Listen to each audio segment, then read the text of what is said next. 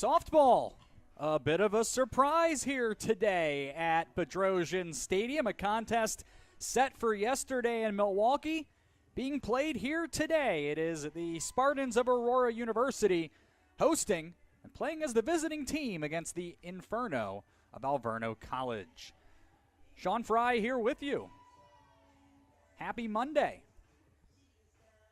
Aurora coming in off of a split on Saturday with St. Norbert, falling in the first game 1-0, but doubling up the Green Knights 4-2 in game 2. The Spartans had 21 hits and struggled to come up with one when they sorely needed one and had to settle for a split in the contest. But another terrific day from Tyler Chambers, who has stretched her hit streak to 16 games with a 5-for-8 couple of contests, and Aurora now 2-2 in the NAC, 13-4 overall. Up against an Alverno team that hasn't won a NAC game in some time. They've lost 21 straight in the league. They do have a couple of wins this season, 2-10 overall, 0-6 so far in conference play.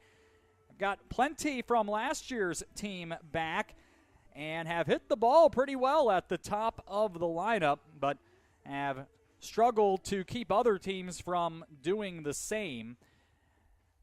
All the same, a couple of wins and a chance to get into the win column in conference play, and doing so here against the Spartans on Aurora's home facility.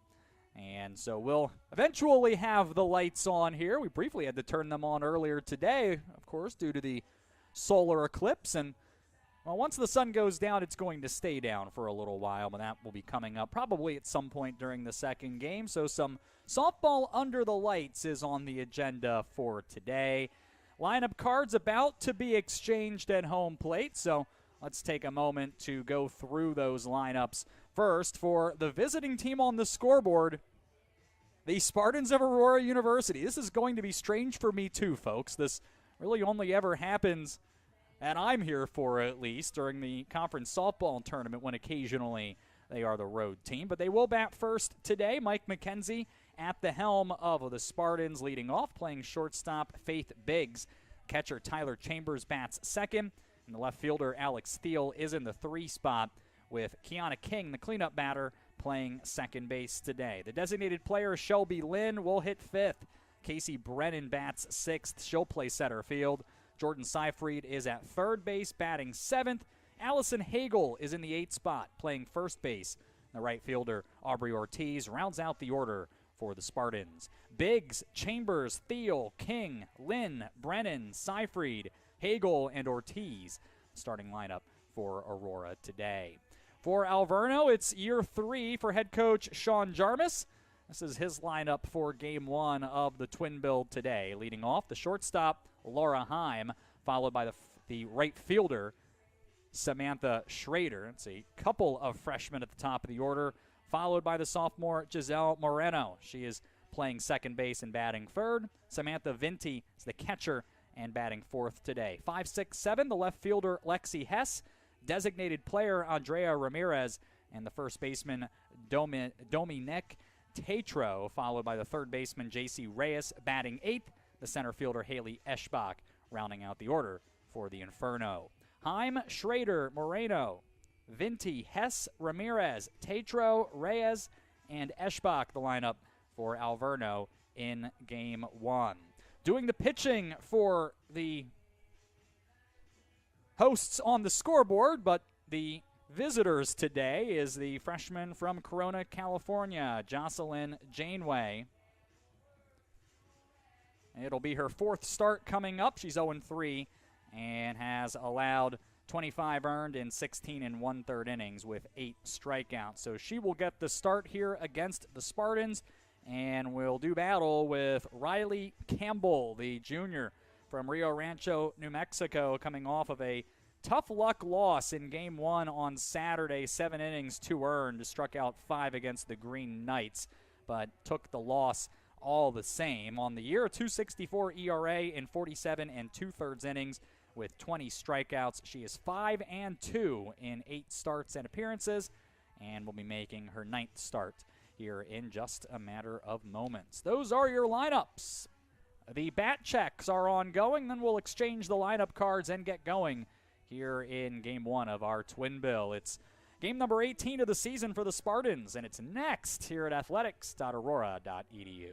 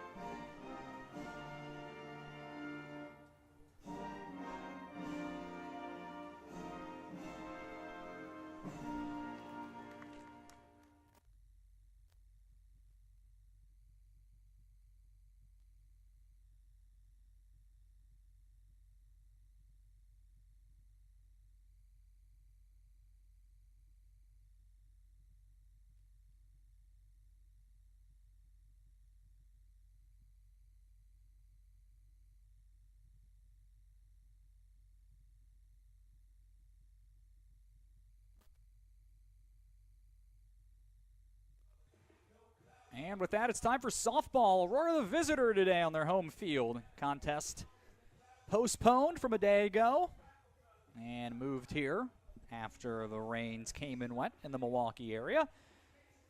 So we'll see the top of the Aurora order here in the top of the first as Jocelyn Janeway finishes her warm-up tosses. Tossing them in to Samantha Vinti. She is behind the plate today for Alverno. It is J.C. Reyes at third, Laura Heim playing short, Giselle Moreno at second, Dominique Tetro at first, and then left to right in the outfield, it's Lexi Hess, Haley Eschbach, and Samantha Schrader, left center and right field. Alverno wearing home white uniforms, red numbers and letters outlined in black. It reads Alverno on the front, black pants, white socks. Aurora in blue uniforms, black pants, blue socks. Blue uniforms, sorry. I think I said that. Blue uniforms, black pants, blue socks, white letters, and numbers outlined in black, and it reads Aurora on the front of the uniform. And that yields to the first pitch of today's game, which is into Faith Biggs, and that is taken for ball one. Biggs batting .358 on the season, swinging here and fouling that off to level the count at 1-1.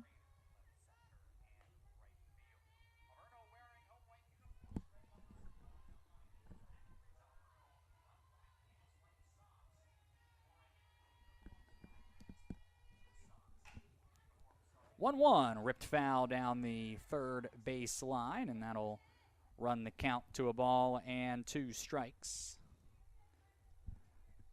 Faith has reached in 17 consecutive games, meaning every game this season she's found a way on base. 1 for 5 on Saturday against St. Norbert. Had a 6-game hit streak that she took in the game 2 and lost. Here's a breaking ball from Janeway that stays up. The count evens. 2 balls and 2 strikes.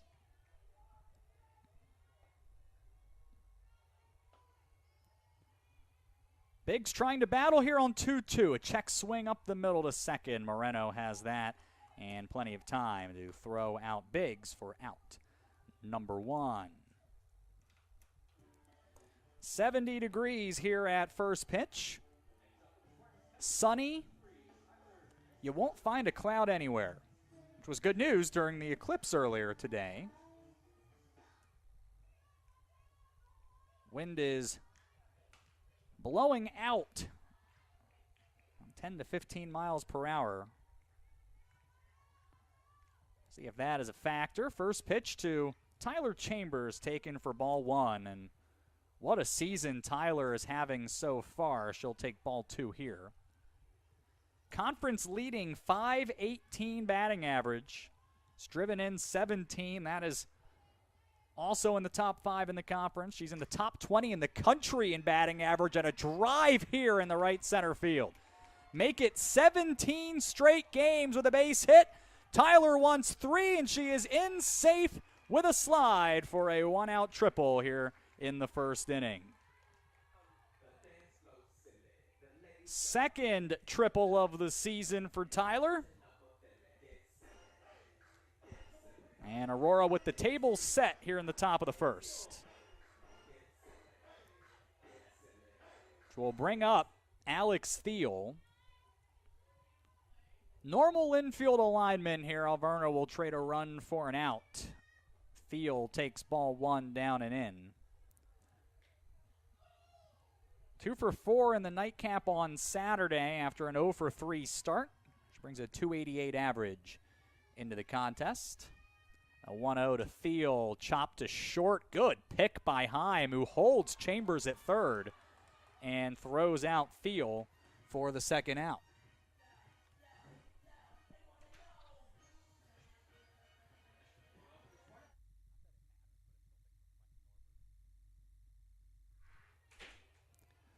So 2 on or rather 1 on and 2 out, and a fly ball here from Kiana King to center. Haley Eschbach is there, and Jocelyn Janeway is able to escape trouble after serving up with a 1-out triple. Chambers is stranded on third, and Aurora is scoreless in their chance to begin the ball game. Alverno is coming to bat here at Bedrosian Stadium here in Montgomery.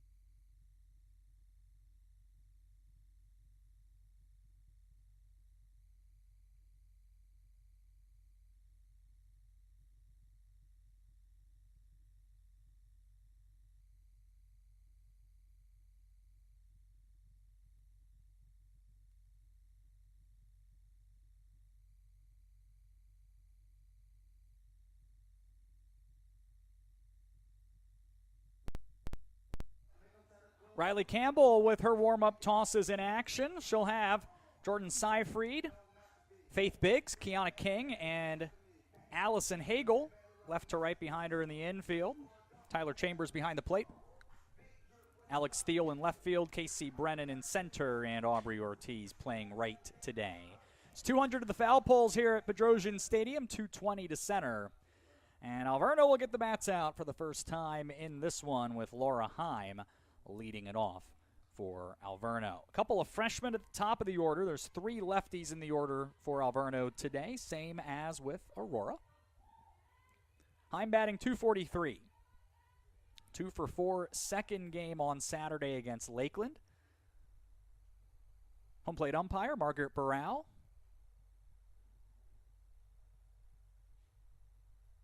I think was checking with the Aurora dugout real quick and now is behind the bench, or rather behind the plate. It's Keith Tillman out in the field, and Heim taking ball 1 that gets by Chambers to the backstop.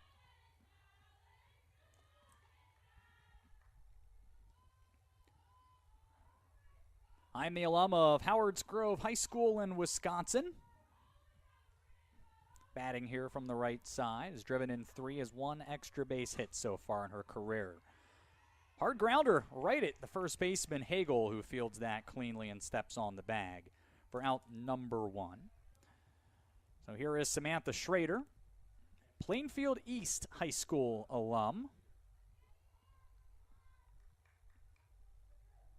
Also a freshman, trying to snap a 3-game skid. Batting .192 on the season and taking ball 1 from Campbell here.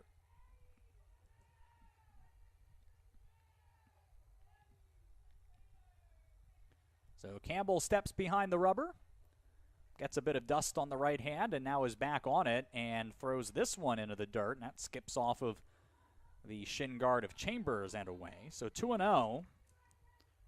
The 1 strike Campbell has thrown was put in play for an out. Again, Aurora batting first. We are in the bottom of the first here at AU due to the contest being scheduled for Milwaukee. Here's a breaking ball in, taken for a strike by Schrader.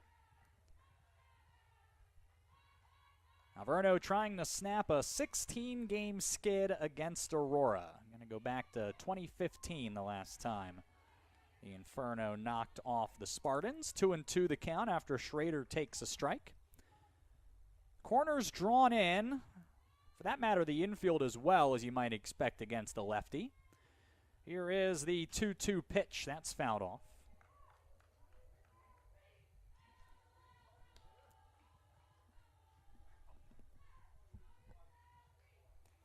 Count remains 2 balls and 2 strikes to the 2 batter in the Alverno order.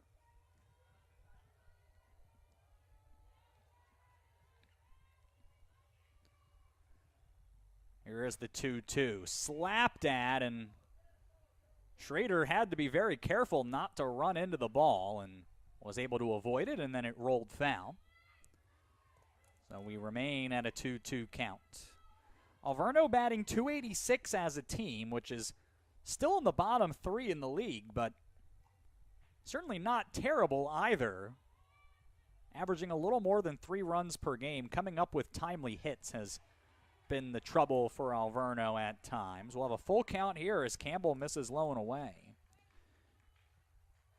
Alverno batting just 266 with runners in scoring position, and that drops to 175 in that spot with 2 outs.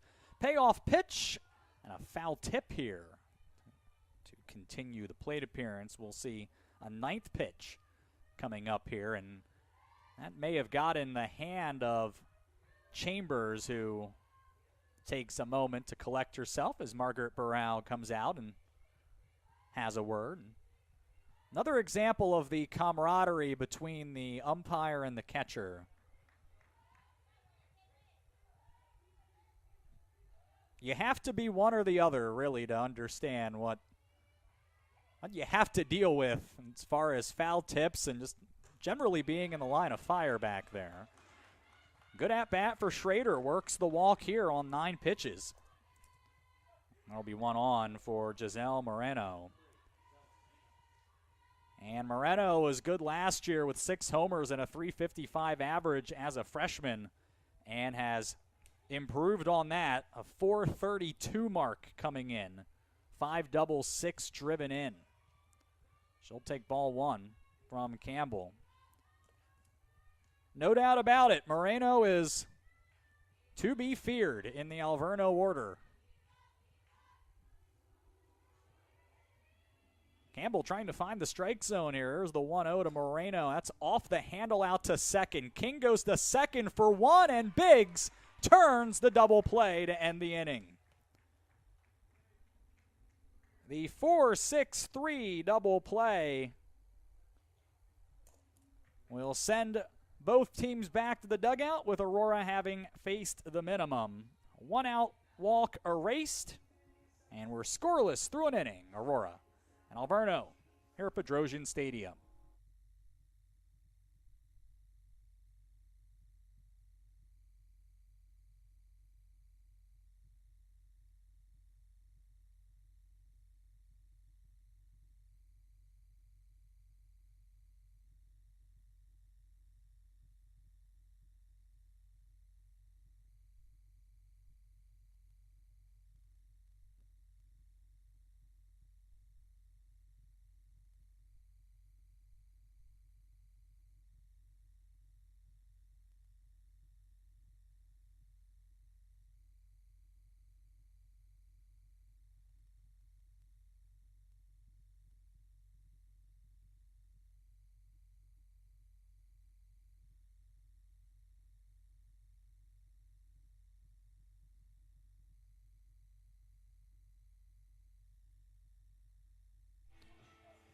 An inning in, no score.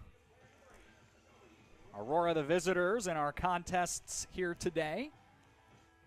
And batting here with 5, 6, and 7 to do up. Shelby Lynn will lead it off for the Spartans. Jocelyn Janeway out of a jam in the first inning, gave up a triple and then pitched out of it.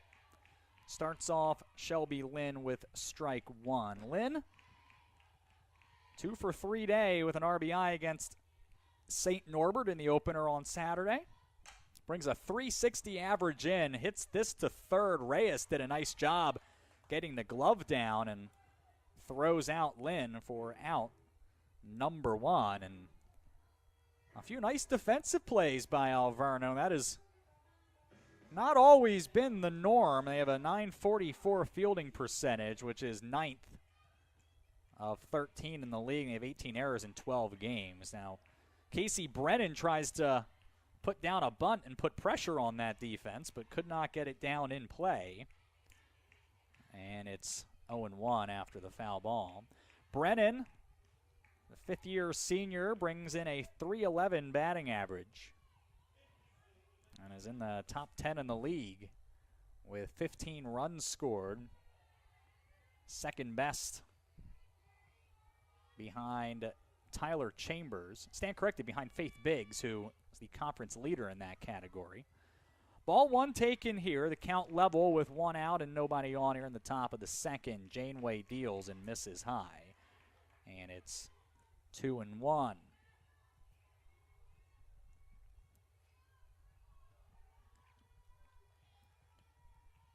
Janeway leans in. Here is that 2-1 pitch and another bunt attempt. It's a good one, and it will stay fair. Had a lot of spin on that, and it was creeping toward the foul line, but was not going to get there. And the bunt single snaps a 5-game skid for the senior from South Elgin. And Brennan kept on going for that matter. And stands on second base as Jordan Seyfried steps in. And ball one taken here by Jordan. 3 for 7 on Saturday over the 2 games and a .286 average coming into the day.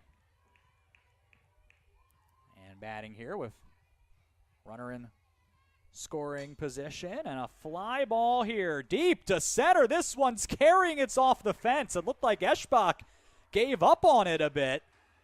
Brennan has plenty of time to come around and score. And Seyfried just missed her second homer of the season.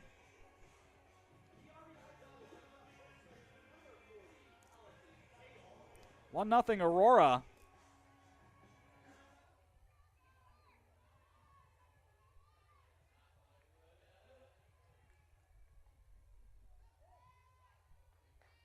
And another opportunity with a runner in scoring position for Allison Hagel, and she'll take ball one. 304, her average. She has hit in 7 straight. Takes a strike here.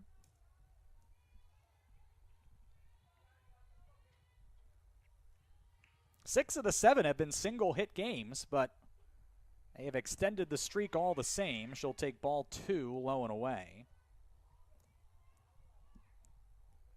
This stretch, a career long. She had a 5-game hit streak last season in which 4 of those were as a pinch hitter, which is incredible in my opinion. And we'll now have a hitter's count, 3-1. Brennan's already in. Seyfried on second, 1 out. A 1-0 leader in the top of the second. A slap into left field, base hit.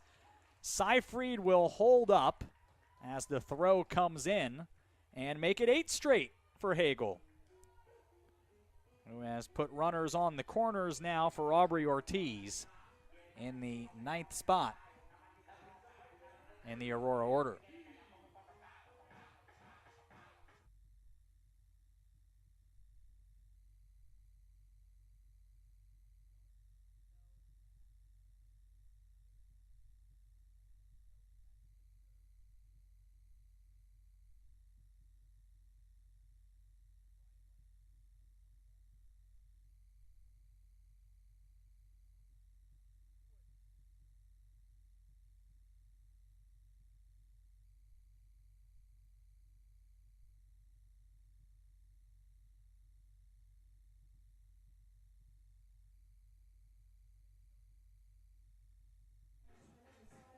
Mound visit here as we wait for Aubrey Ortiz to step in.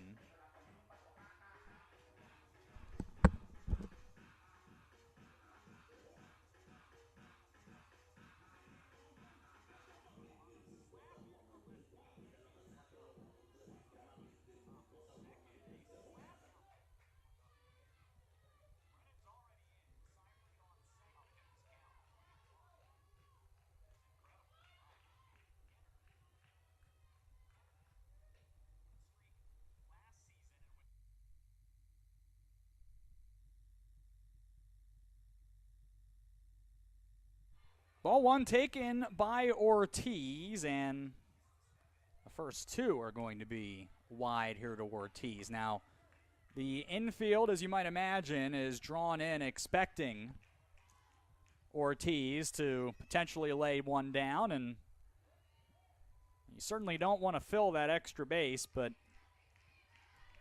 in some ways the alternative might be worse as well. So that's 3 straight misses from Janeway to Ortiz, and now here is the 3-0, and it is going to be low as well. So Hagel will advance on the 4-pitch walk, and it'll turn the order over for Faith Biggs. One of only 2 Spartans who has make that one of only 3 Spartans who has left the yard with a swing this season. A team leading 5. Infield is in. Ball 1 taken. Faith ground out to second earlier. The outfield is back. 1-0. That is a breaking ball. It caught the corner. Good pitch by Janeway. Aurora hitting as a team 286 with the bases loaded and a chance to extend the 1-0 lead. It's a pop-up. Foul territory right side. No one can get there. One kept carrying. And neither Moreno at second nor Schrader and right field was able to find it. Biggs falls behind in the count 1-2.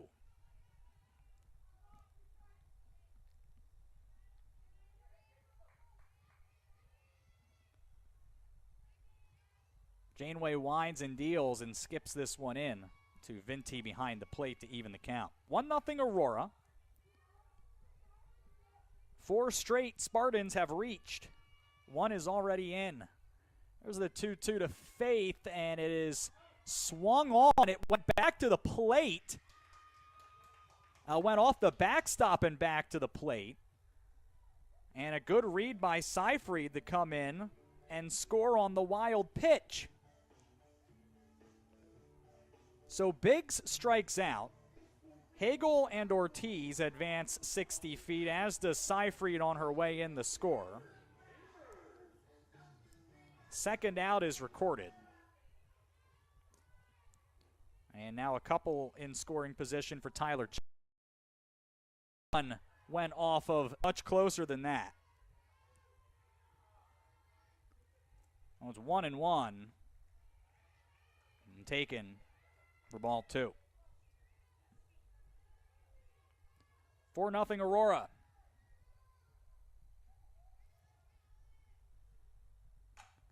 Swung on, hit in the center.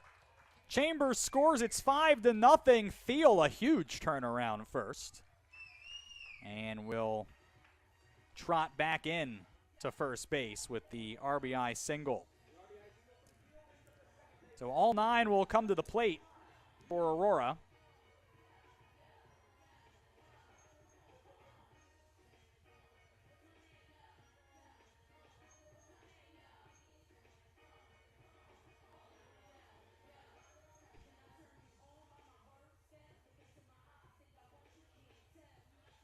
Another conversation here in the circle. As Alverno now trying to stop the bleeding here.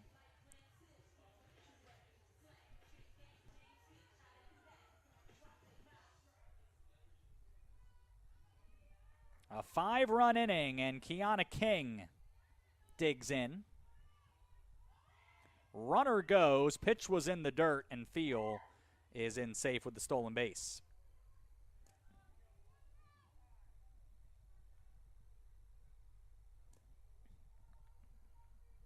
So Aurora with a chance now to bat once again with a runner in scoring position. 4 of 7 so far today. The 1-0. Lifted into center. Eschbach drifts over towards the track, and it's over her head. Thiel scores. King with a stand-up RBI double has made it 6-0.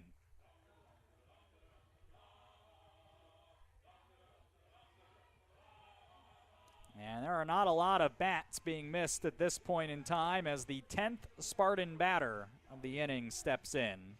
Shelby Lynn started it off, hit it hard to third, and J.C. Reyes took a hit away.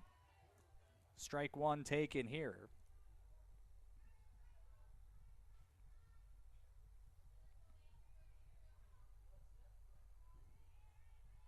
Oh, 1.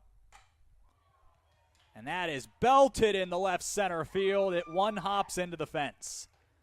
Lynn with a double. King scores. It's a 7-run second inning. And here's Casey Brennan.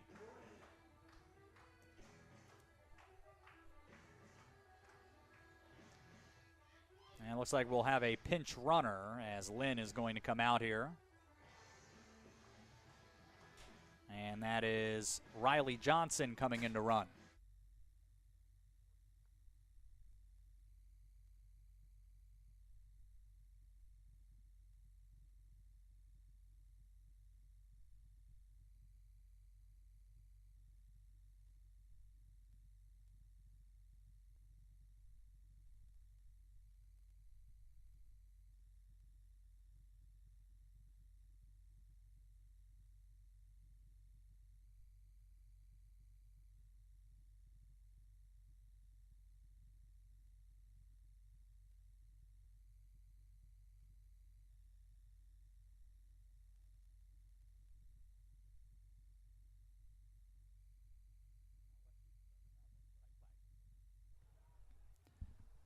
So Casey Brennan is at the plate.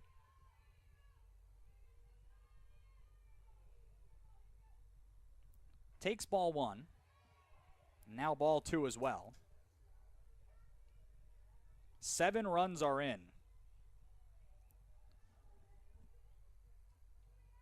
4 of those have gone for extra bases. Here's a pop-up that will have enough to get into the seats, or more accurately, off of the top of the Alverno dugout. 2-1 of the count.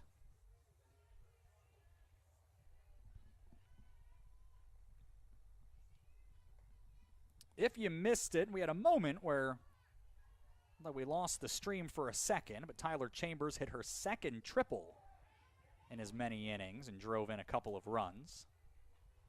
That was just one of multiple scoring plays here in this inning.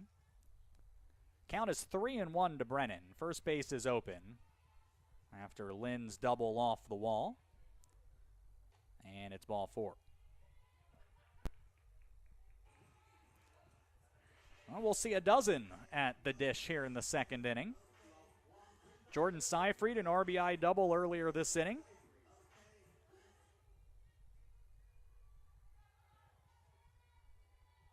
Second trip to the plate here. And lobs this one into the gap. And it gets past Hess and skips to the wall. That's going to score 2. Johnson is in.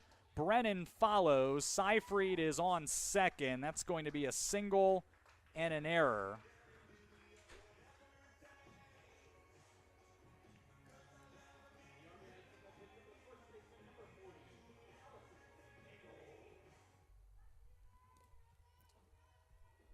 That will be an RBI. It will not be 2. It will bring up Allison Hagel, who's already extended her hit streak to 7 games. And a grounder through the hole and right. That's going to bring Seyfried in as well and make it a 10-run second inning.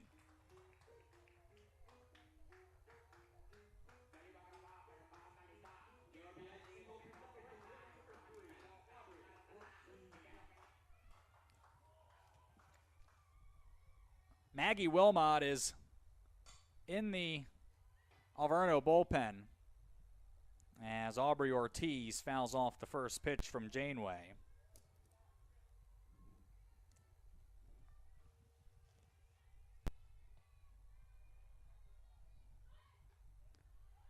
Breaking ball, that one got away from Vinti, and Hagel moves up the 60 feet.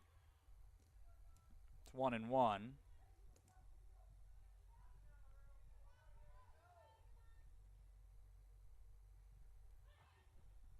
Ball 3. Ball 2, more accurately.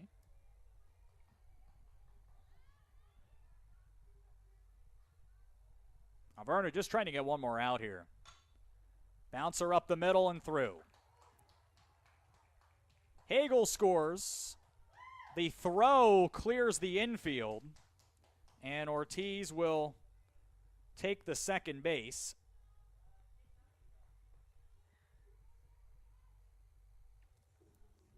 It's 11-0.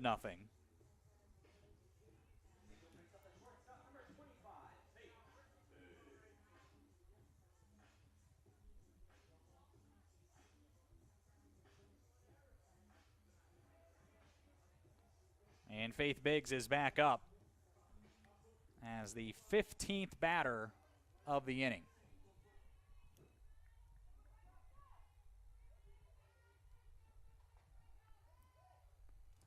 Ball one taken.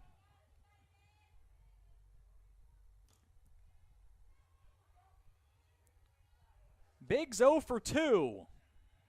Trying to get that first hit, and hits this hard to center. Eschbach watches it clear the fence. And a 2-run homer to center field empties the bases and makes it 13-0.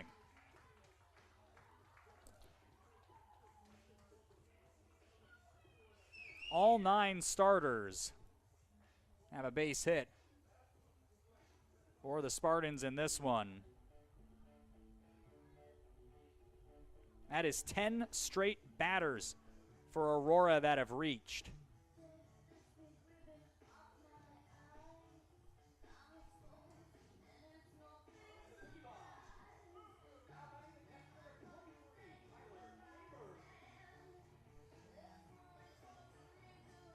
Tyler Chambers has tripled twice.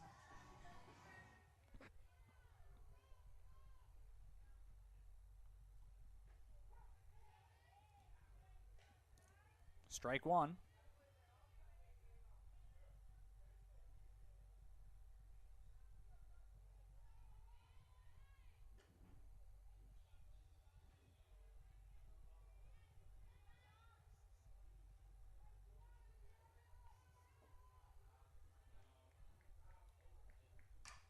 Ground ball through the hole. Base hit. Chambers is 3 for 3.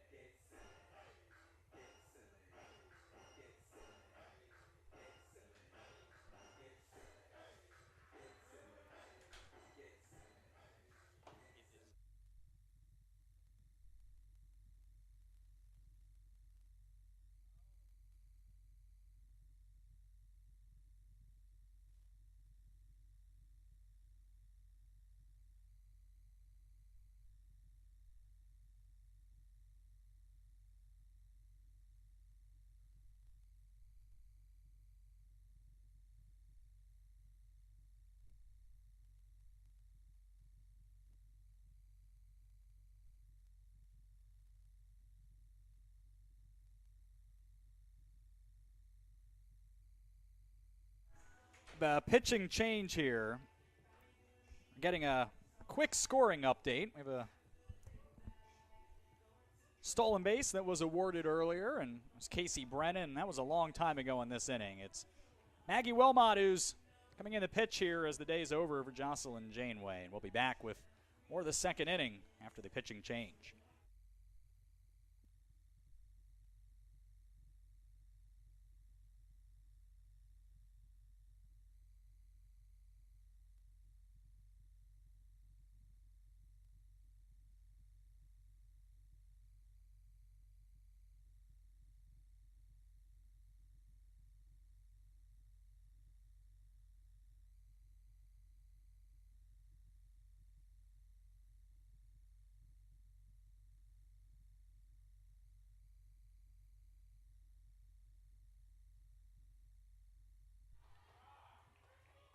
Now we have a pinch batter here for Aurora, as Lily Comperta has checked in here, and a wild pitch is going to advance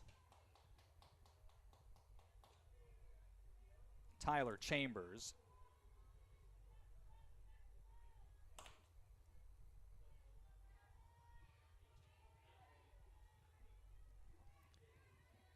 Comperta 1 for 2 on the season.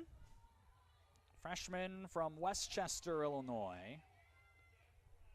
Swings and misses. Batting here in the 3 spot for Alex Thiel. 13 runs are in this inning. 2-1, fouled off. Jocelyn Janeway, 13 runs, all of them earned.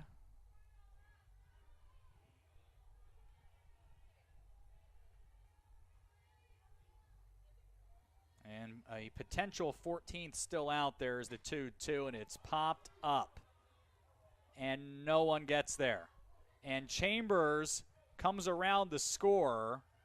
Camperda is going to advance another base.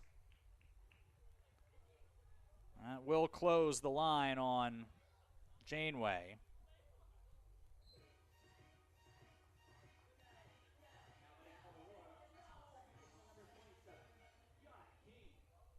That should be a double for Camperda, I believe.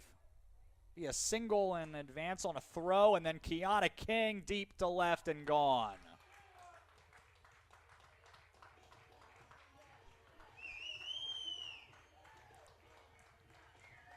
$16-0.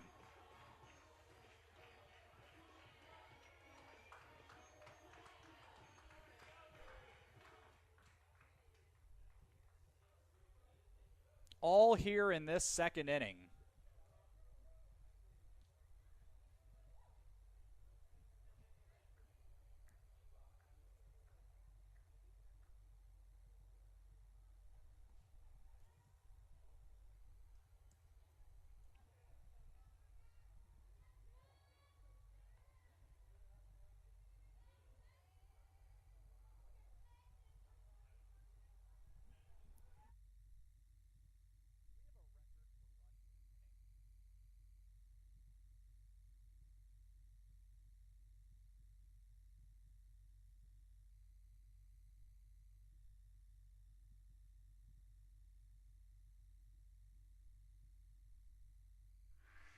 Well, the next batter for Aurora, replacing Kiana King, is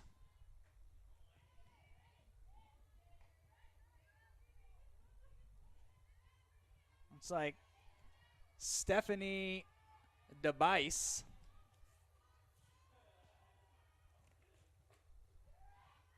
And the freshman from Peyton, Colorado, making her first plate appearance.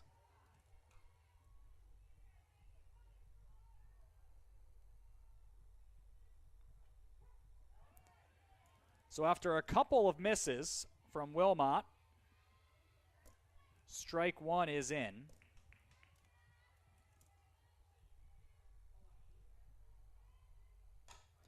Bouncer up the middle, fielded by Heim, and she'll throw out DeBice. And that will end a 19-batter inning for Aurora. 16 runs in, 14 hits, 2 errors, nobody left. And that's where we are through 1.5. 16-0, Spartans in front.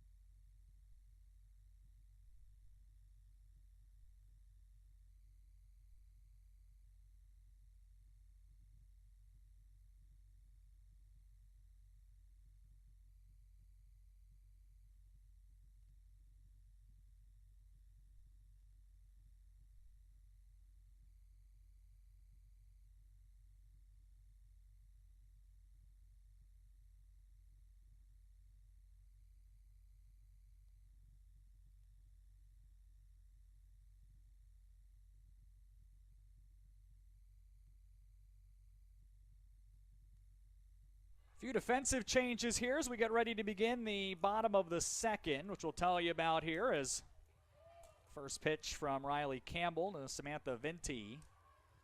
Misses down and in and rolls to the backstop. Emma Baccio has replaced Aubrey Ortiz in right field. Lily Comparada, who pinch hit for Alex Thiel, has stayed in the game in the left, and Nina Richards has replaced Allison Hagel at first base. Swing and a miss here from Vinti. It's 1-1.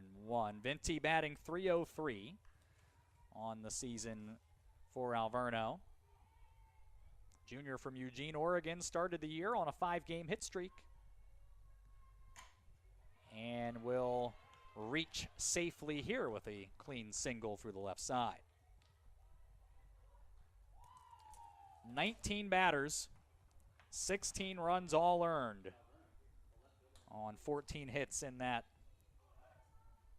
second inning.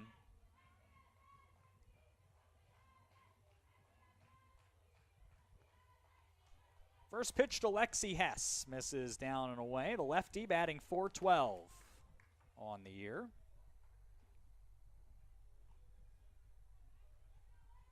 Five for 6 against Lakeland on Saturday. It was a very good day. She takes a strike. It's 1-1.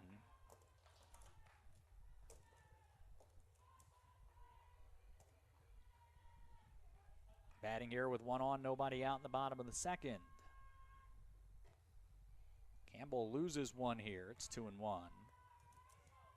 All 9 Spartan starters with a base hit.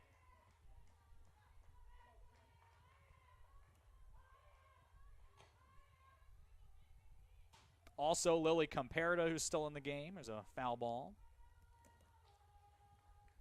And then the 2 players who are in the field who have not batted yet will likely have chances as well.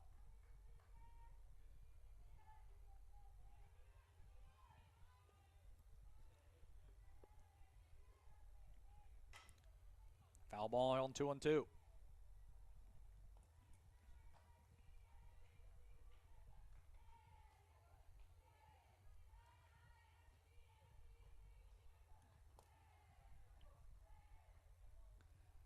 Spartans have smashed a couple of homers today. There's another foul ball down the third base line. Both of those were of the 2-run variety.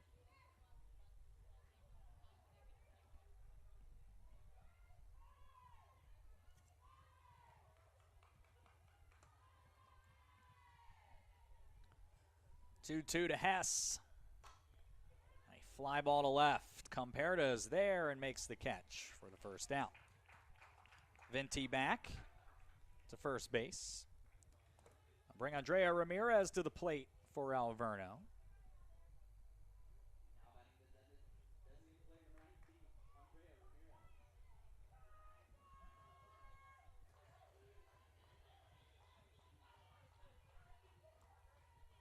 Campbell was able to get the first inning ended with a double play. Would love to do that again here. Alverno team halfway to last season's win total. They were 4-33 a year ago. That was after a winless 2022. The problem last year was purely with pitching. Foul ball here. 19 homers, hit .282. Again, not wonderful, but not awful. And quite a bit of pop in the Alverno bats last year, but a .933 ERA. Opponents hit over 400 against them. There's a deep fly ball to center. Brennan did well to find it and catches it as she backpedals onto the warning track for the second out. Vinti once again back into first. Also committed 61 errors, a .936 fielding percentage, so that has improved a bit. But opponents still came in hitting .404 against Alverno this year, and the tapper up the middle off the glove of Campbell. It caromed to King, or rather the Seyfried, and that throw got away. I think it'll be an infield single and then a one-base error. Vinti is in the third all the same, and that was Dominic Tatro that is in at second.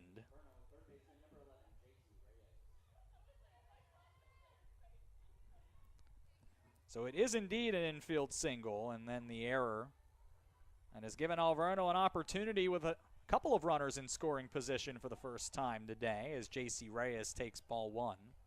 It's hit back up the middle, and Campbell had to stretch across her body to try to make the backhanded stop. Tipped it to Seyfried, who still had a good look at it. Foul ball, first base side, it'll get down, and the count is 0-2.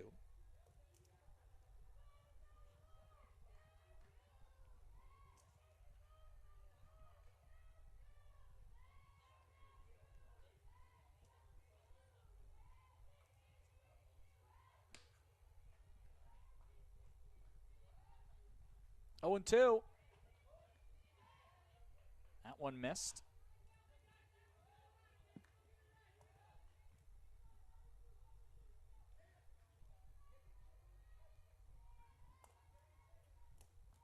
A 2-1 rather.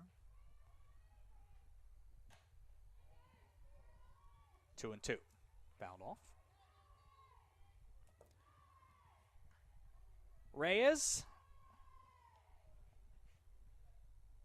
One of a handful of multi-sport athletes here for Alverno. She's also on the women's soccer team, the freshman out of Tucson, Arizona, and the alum of Ironwood Ridge High School batting here, trying to put Alverno on the board. Hits a soft pop-up to the pitcher. Campbell, who makes the catch and ends the inning here in the second. Couple hits, they're both left in scoring position, and it's 16-0, Aurora in front as we go to the third.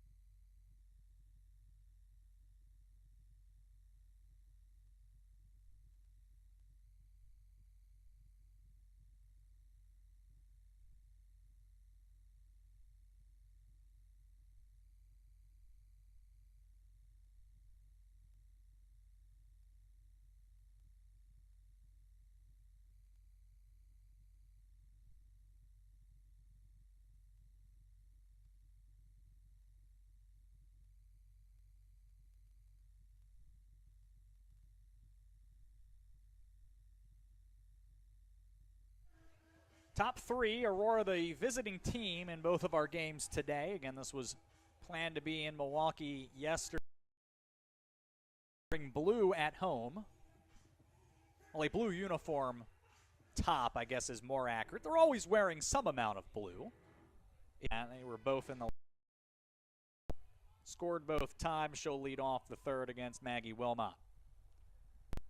His first pitch is hit to second, and Moreno has that cleanly for out. Number 1.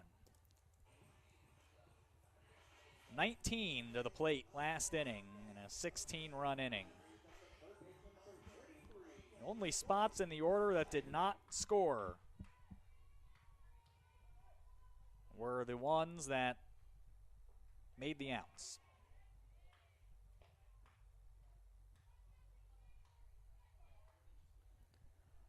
Ball one to Jordan Seyfried, who is halfway to the cycle. Has driven in a single run with each. A hot shot to third that Reyes has and throws out Seyfried for the second out. Well, Reyes had to be ready. And a nice play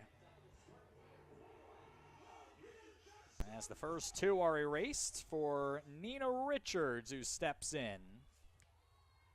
Richards, 2 of 7 with a double on the season. Takes ball one here.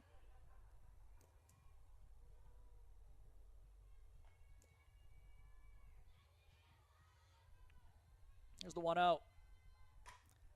is crushed. Deep left field, and it will skip on a short hop into the left center field fence. 2-out double for Nina Richards. And that will bring Emma Baccio to the plate.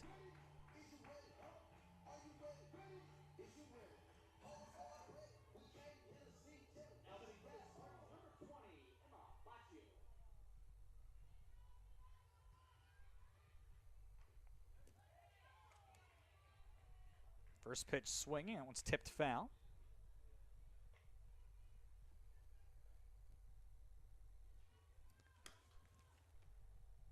Baccio 1 for 5 on the year so far.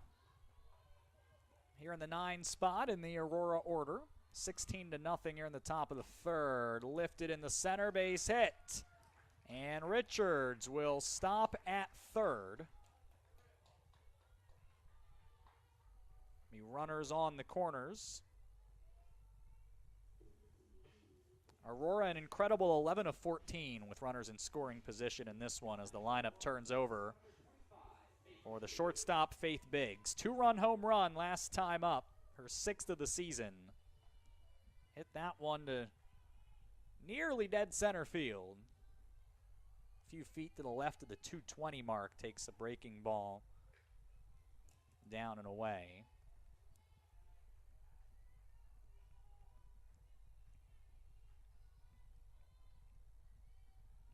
1-0. Off the plate.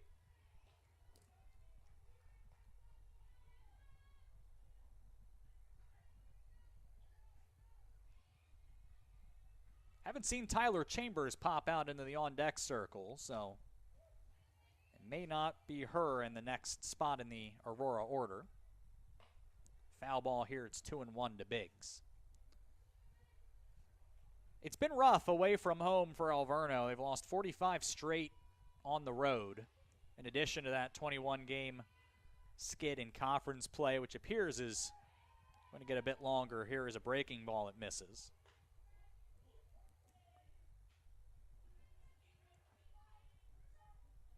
When they've allowed more than 5, they've lost all 9. Looks like that's likely to be 10 here in a matter of moments. Here's the 3-1. That's hit hard to right. Deep to the fence, and Schrader, shielding her eyes, found it. And that's going to do it. Here in the third, couple of two-out hits are left on base. And no one comes in at 16-0 through 2.5. Aurora in front.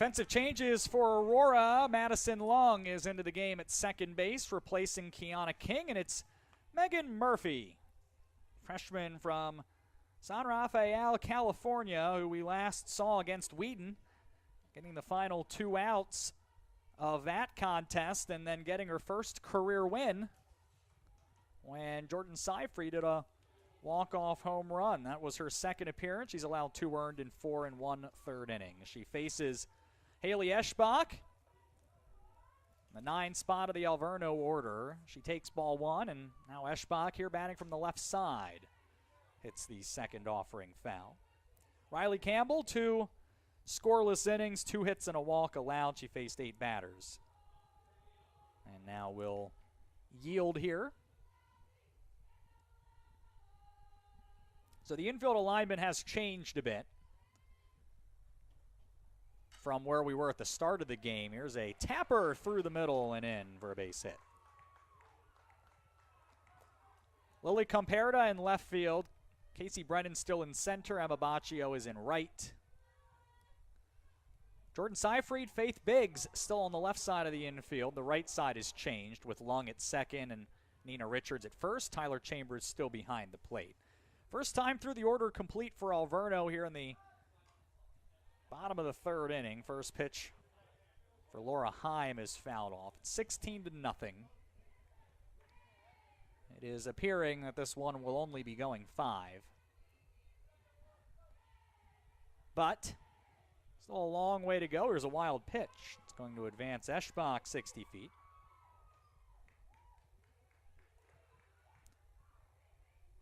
Ball 1 to the Inferno leadoff batter.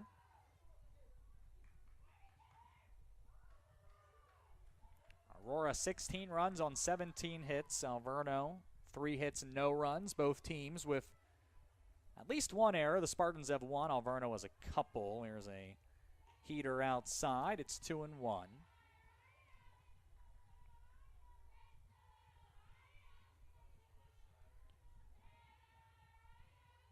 2-1. Diving stop by Seyfried on the hard hit ball out the left side. The runner was safe. Then the throw came back across the diamond, and Heim, after the ball was on the dirt, took the extra base.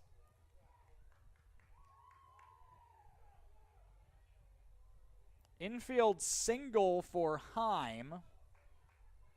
We'll see how they score the advance. And we'll not give an error on that. And Samantha Schrader can put Alverno on the board as Murphy deals in the breaking ball for strike 1. Schrader reached with a walk earlier. First 2 are on and in scoring position for Alverno here in the bottom of the 3rd, trying to get on the board.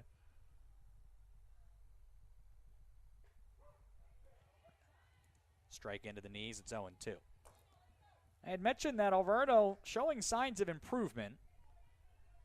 They shut out Anna Maria back on the first day of March. That was their first shutout in nearly 5 years, almost to the day. Ball 1 outside here. Previous one was on March 6th, 2019. Now just trying to find a way to break through in conference play. They've just 1 win in the last 2+ seasons.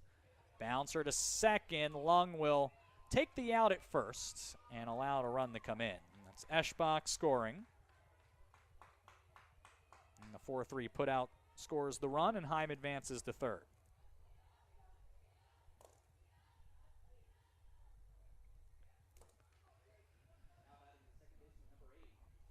One down, runner on 3rd. And Giselle Moreno is up for Alverno. And watching strike 1 get the corner. Grounded into an inning-ending double play back in the 1st.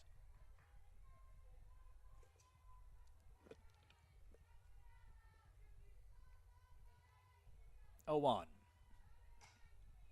Fly ball, shallow right. Baccio comes on, makes the catch, and no advance. Good throw to the plate. Heim maybe only a step or 2 down the line.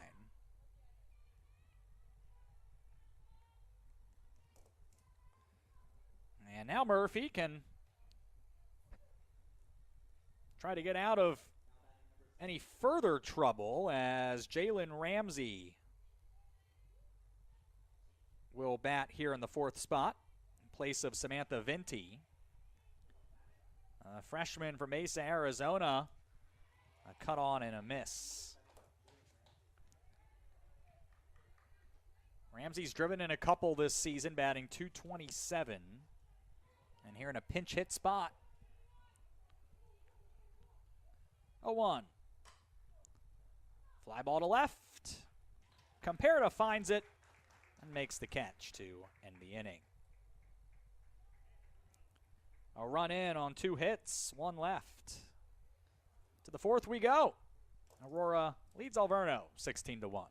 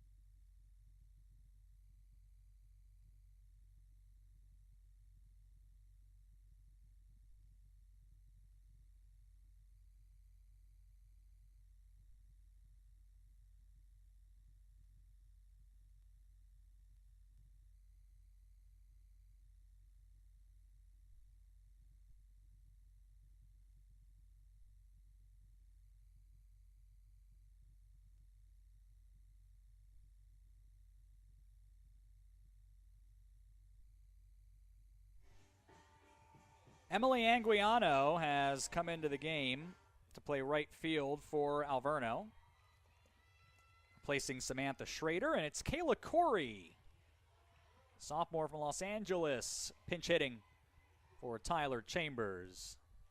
She is 2 for 2 with a run driven in and is ahead of Maggie Wilmot 1-1, and that 1,000 batting average was probably not going to last forever, unfortunately, and a line out here to begin the 4th inning.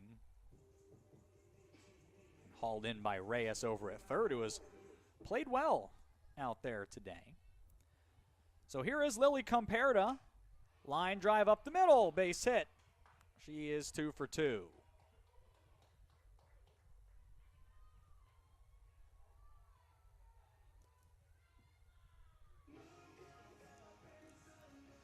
And Madison Lung will step in.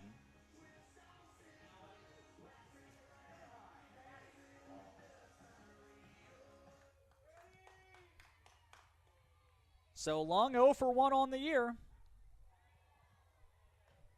And takes a breaking ball for strike 1.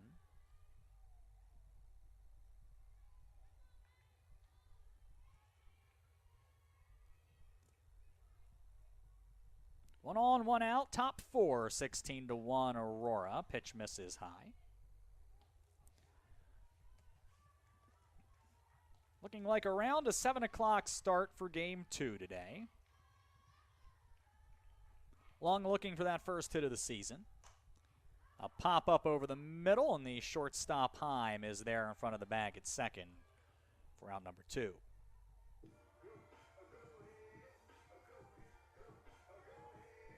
And Stephanie DeBice will get another opportunity here. The alum of Discovery Canyon High School. She was an all-state honorable mention at one point during her career there. Takes ball 1. Discovery Canyon High School, I'm told, is the home of the Thunder.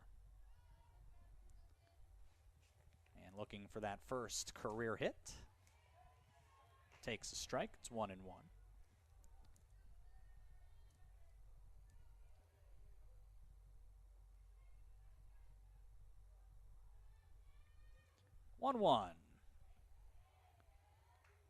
Cut on and a foul tip there. It's 1-2.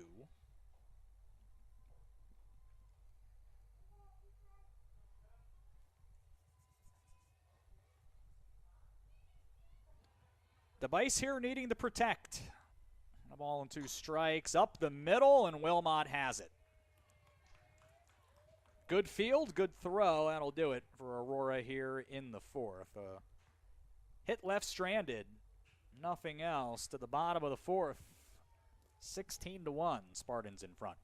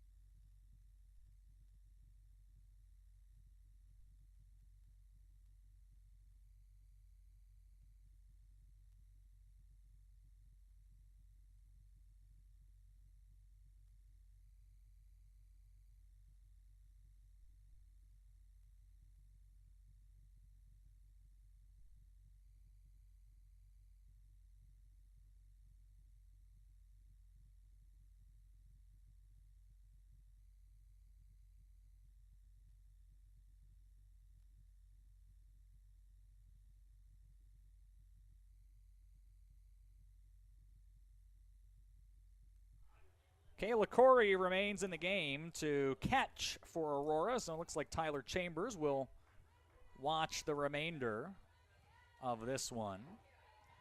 Megan Murphy back out for the fourth here for Aurora. And we'll face Lexi Hess in the 5 spot of the Alverno order. 16-1, Spartan lead, strike one taken by Hess. She's 0 for 1.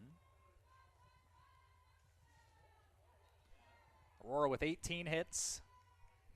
Alverno with 2 in each of the last couple of innings, 4 total for the game, and make it number 5 as that one's over both Richards and Lung.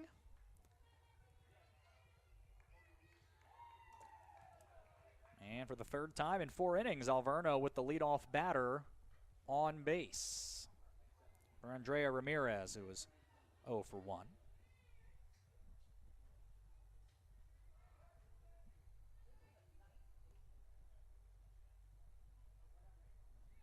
First pitch from Murphy, fouled off. Alverno team that returned 7 regular starters from a year ago. A couple of pitchers. Of course, they missed Natalie Aiken, and our all-conference honorable mention selection, Izzy Torres. They both hit .389. Torres homered 7 times a year ago. There's a cut on and miss from Ramirez. It's 0-2. But Giselle Moreno has hit the ball exceptionally well. Lexi Hess, who those two both over 400, and Emily Anguiano, who just checked into the game, just under 400 on the season at 393.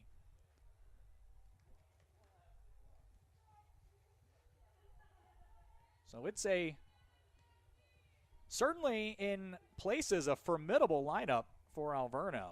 A foul ball, it's still 0-2, and plenty of batters who maybe, if not necessarily having the consistency that they would like, have shown some power, and I feel like if Alverno could just put together a little more consistency and get a little more help there in the field, it might be able to have something going here. There's a fielder's choice that Ramirez will leg out here.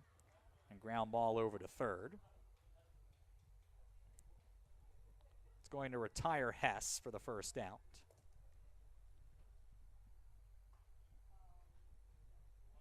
Looks like Tatro about to step in here for Alverno.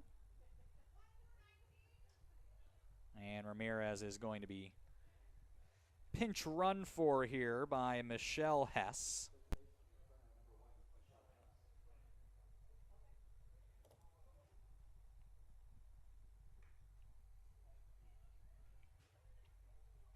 There's also a Lexi Hess, but I can't say that they're not related, but one's from Wisconsin and the other, who is now on base, is from right here in Aurora, Matea Valley High School alum. Tatro to the plate, singled earlier, and we'll take ball 1 here.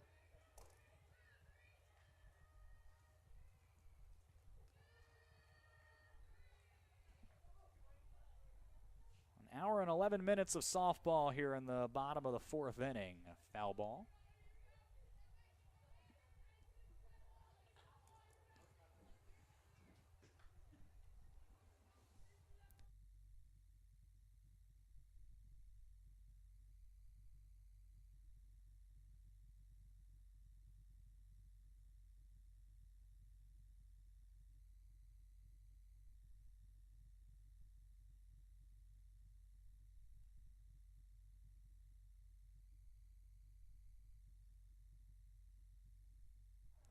Ground ball to third. They'll go to second for one, and Lung turns the second double play of the ball game for the Spartans. It goes around the horn, 5-4-3 for the inning-ending double play. To the 5th we go. Aurora in front, 16-1.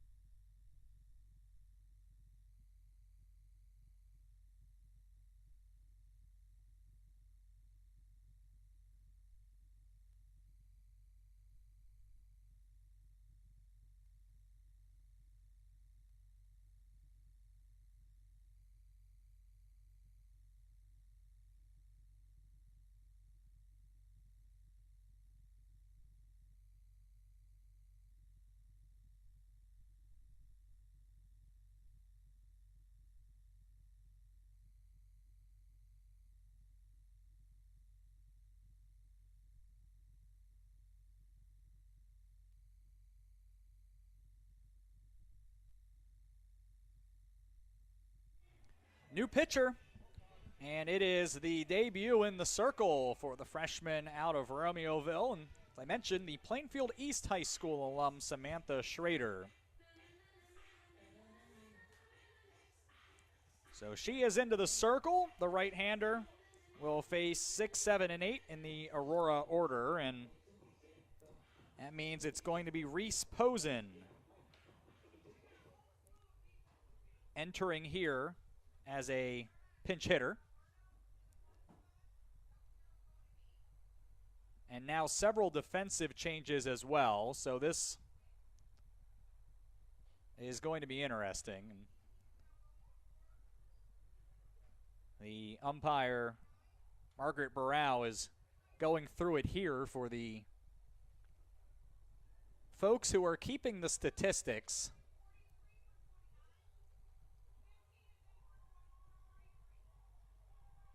And it looks like not only is Reese Posen going to be pinch hit for, Ariana Anderson is going to hit for Jordan Seyfried, and will step in here in a moment. Posen, sophomore from Wakanda, Illinois, is in here, and she's 0 for 1.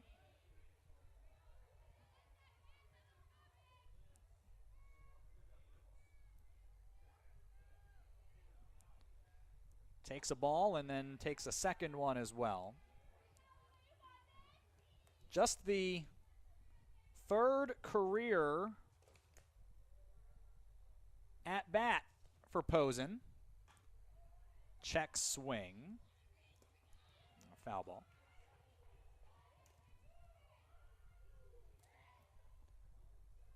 So a chance to get that first career base hit. Now behind the plate is Jalen Ramsey. She hit for Samantha Vinti, who was behind the plate. Looks like J.C. Reyes is still at third. And then after that, well, your guess is as good as mine. 2-1 to Posen, 3-1. It's like Tatro is still at first. It would appear that Moreno has gone to short.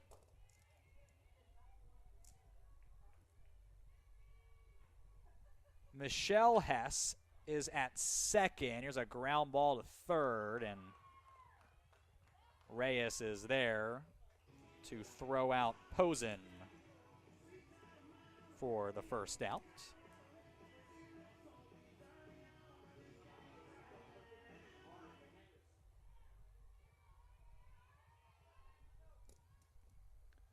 And now Ariana Anderson.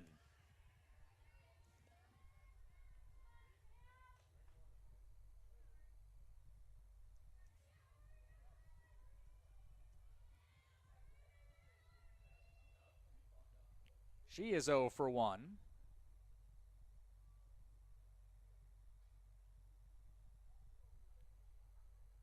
And now it has seen a timeout called. Anderson looking for her first hit as a Spartan. They're out to talk with Tatro here.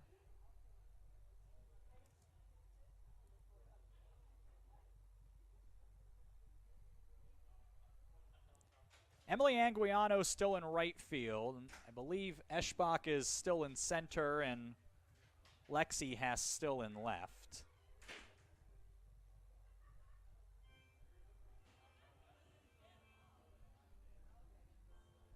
Well, there was a stoppage, and it appeared to be a bit of dancing by the center and right fielders. That's not Eschbach in center field, after all. 1-1-0. Anderson takes ball 2.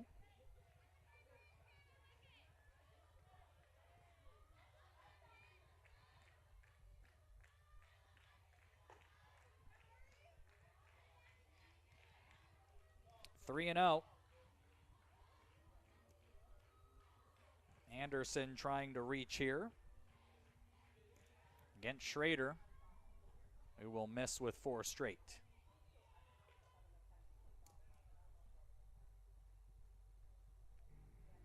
And Nina Richards is out of the dugout.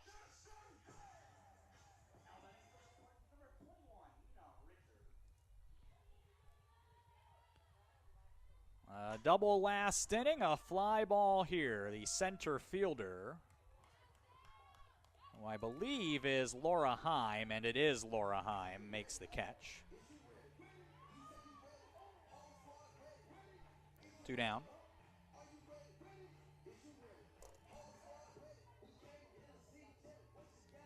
And so Emma Baccio back in after a single earlier, trying to add to that total.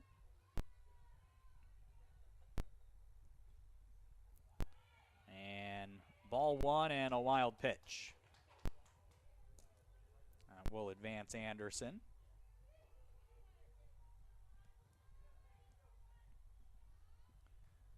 Faith Biggs is on deck. Line drive into the left field corner, but foul. Schrader trying to get through her first career pitching appearance, for Alverno anyway, without any damage.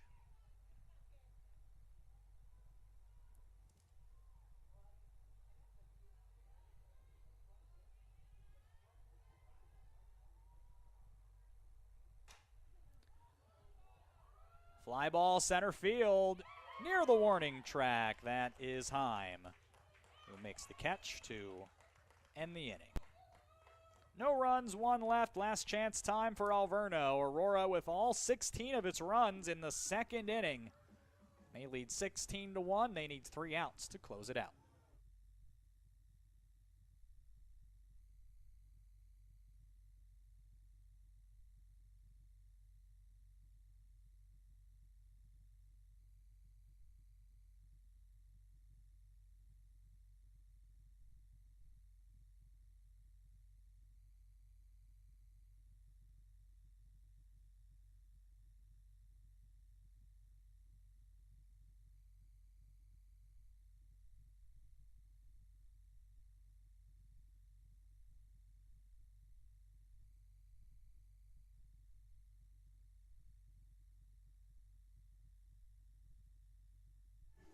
new shortstop is Tara Bomlenny, the freshman from Geneseo. Home of, Ryan, you know that mascot, the Maple Leafs. I'm a Toronto Maple Leafs fan. Reason I'm bringing it up.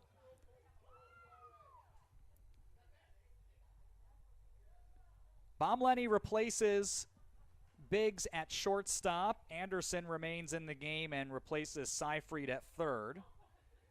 And Casey Brennan has been replaced by Reese Posen in center field.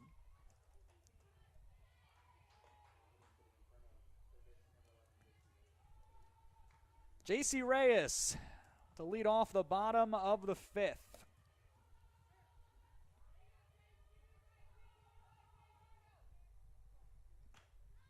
First pitch and a pop-up, right side, Lung makes the catch for out number one.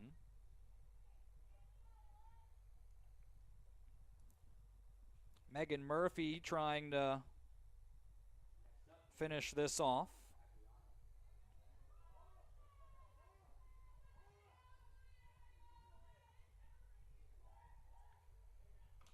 Complete a 3-inning outing for Aurora. Here in the 9 spot, ball taken by Anguiano.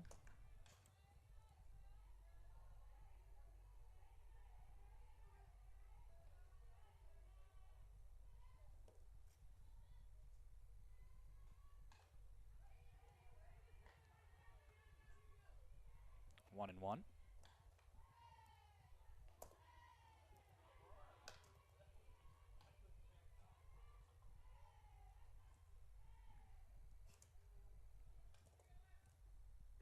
Swing and a miss as Murphy climbs the ladder. It's 1 and 2.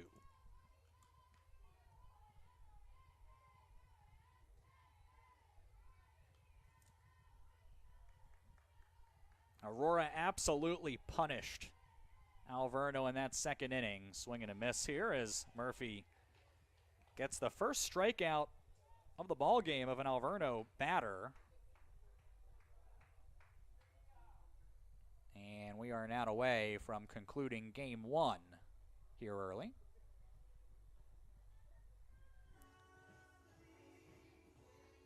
And it's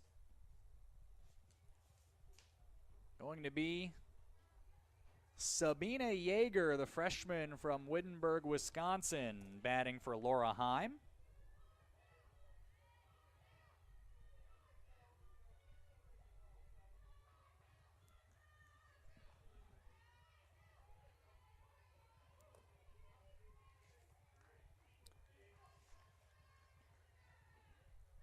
Yeager looking for career hit number 1.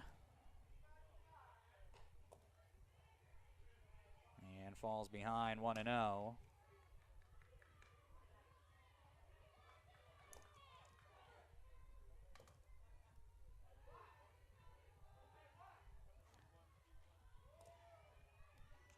Ball 1.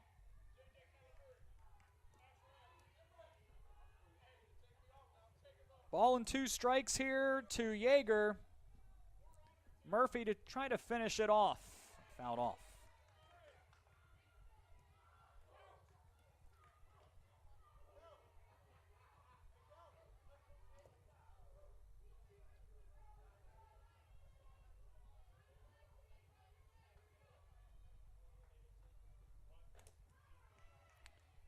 And that's going to do it as Yeager is rung up with strike 3 looking.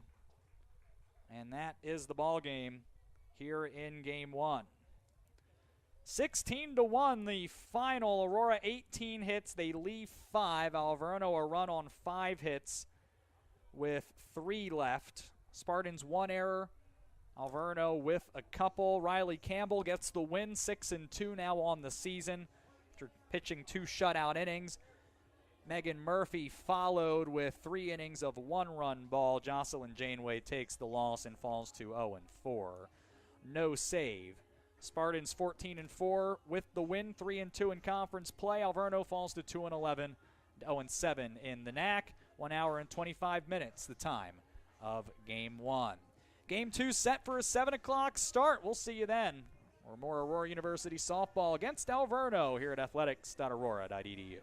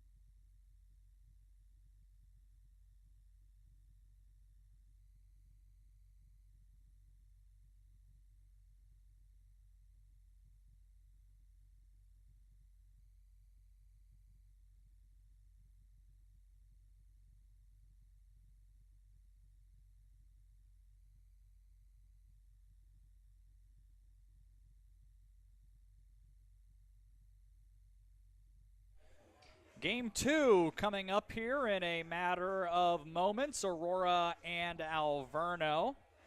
Game 1, a 5-inning victory for the Spartans, 16-1. All the damage for the Spartans done in the second inning. They brought 19 to the plate, scored all of their runs.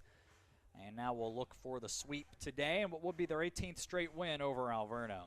Spartans are the visiting team. I know what you're thinking, but Sean, they're at Bedrosian Stadium. If you're just tuning in, you already know the deal. Or actually, if you've been watching all day, you already know the deal. If you're just tuning in, this was supposed to be yesterday in Milwaukee, and so Aurora is the visiting team. So here is the lineup. It is similar to the Game 1 lineup for Aurora. Leading off playing shortstop is Faith Biggs. Catcher Tyler Chambers bats second, followed by the left fielder Alex Thiel. She'll hit third. 4-5-6, it's the second baseman Kiana King, third baseman Jordan Seifried, center fielder Casey Brennan.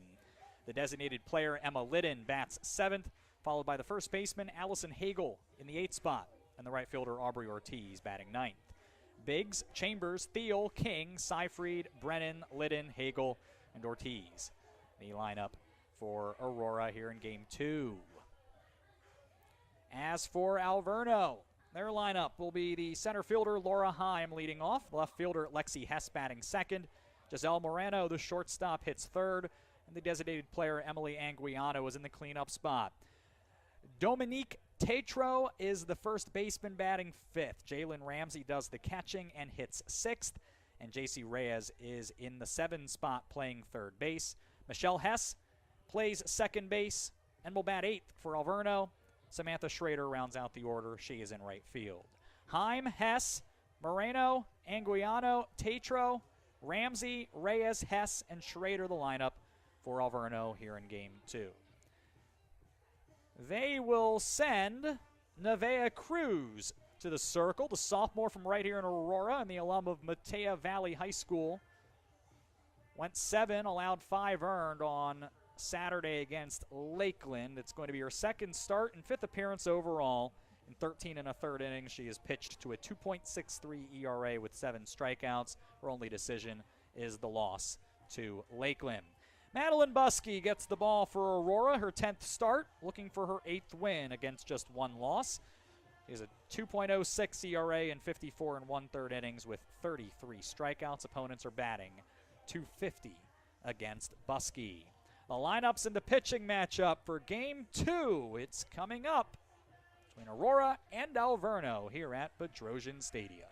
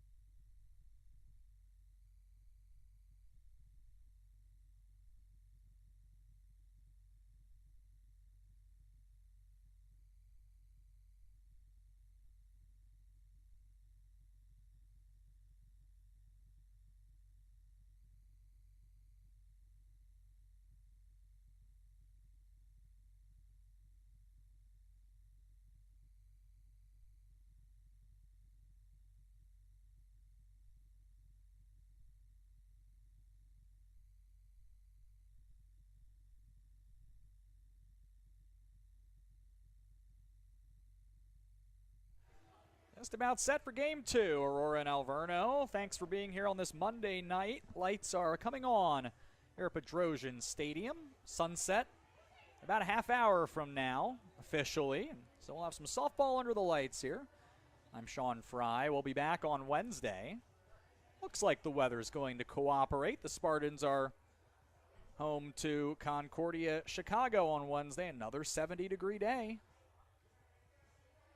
We'll take it.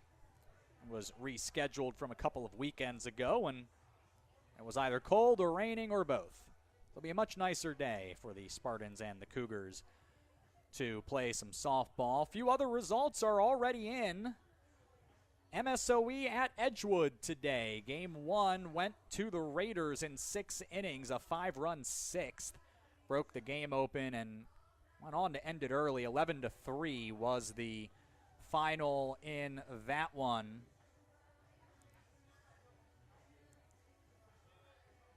However, Edgewood would get its revenge as they will get a split with MSOE, winning game 2 by a 7-3 margin.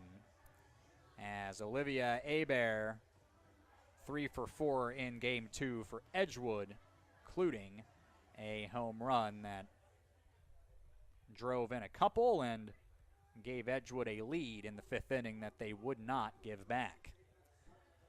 Elsewhere, Concordia, Wisconsin, a shutout at Rockford today, a 7-run first inning, and an 8-0 5-inning win when it was all said and done. Megan Bloyer had 3 RBIs, all coming via a 3-run homer in that first inning. Game 2 about to get underway between the Falcons and Regents here in just a bit. So as we have it here, Aurora with the win, now at 3-2 in the NAC, 14-4 overall. It's still Dominican atop the standings at 6-0. Lakeland at 9-1, percentage points back. MSOE and Marion are tied for 3rd at 4-2, and Aurora is right now in 5th at 3-2, with Edgewood just behind them, along with Wisconsin Lutheran at 500, and Concordia, Wisconsin at 2-1 would be percentage points ahead of Aurora at this point. But we have the entire conference slate still to go, as the teams will play each other twice each, and so that's 24 conference games. Only Lakeland has made any kind of considerable headway towards finishing the conference schedule.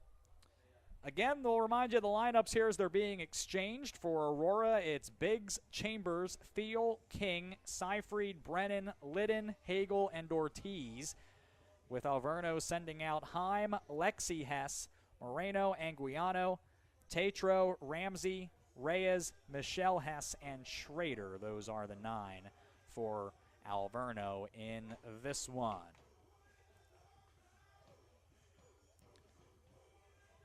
Keith Tillman will be behind the plate for game number 2 with Margaret Barrow in the field. And we'll see Nevaeh Cruz go on to the diamond here with her teammates. Jalen Ramsey behind the plate, J.C. Reyes at 3rd, Giselle Moreno playing shortstop, Michelle Hess at 2nd, and Dominique Tatro at 1st, with Lexi Hess, Laura Heim, and Samantha Schrader left to right around the outfield. To remind you, it's 200 to the foul poles, 220 to center here at Bedrosian Stadium. And the wind is blowing out, has been all day here at Bedrosian. A light breeze, but at times has gusted north of 10 miles per hour, just under 70 degrees here for first pitch, under sunny skies, albeit a setting sunny sky. But as you can see on the camera, folks, not a cloud anywhere. It has been a lovely day. It was great eclipse watching weather today. Of course, you were reasonably close to the path of totality. You were able to see a chunk of the sun missing, of course, with the appropriate protective lenses. And it was a great experience, as saw a great deal of students, staff, and faculty all pour out onto the quad today to take in the eclipse. There were telescopes set about, and just a lot of fun and an experience that you got to wait another 20 years to have. That's the next solar eclipse in the continental United States. Here is Nevaeh Cruz, 7:01 as she is into the windup, and the first pitch to Biggs is in for a strike on the outside corner. Faith 1 for 4. That one was a 2-run homer, her 6th of the season. In that huge second inning for Aurora, the 0-1 puts down the bunt, and it hit her on the way out of the box.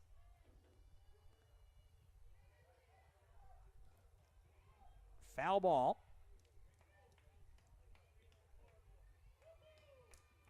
0-2. Came in hitting .358. Has reached in all 18 games this season for Aurora. Line drive, belted into the corner, but foul.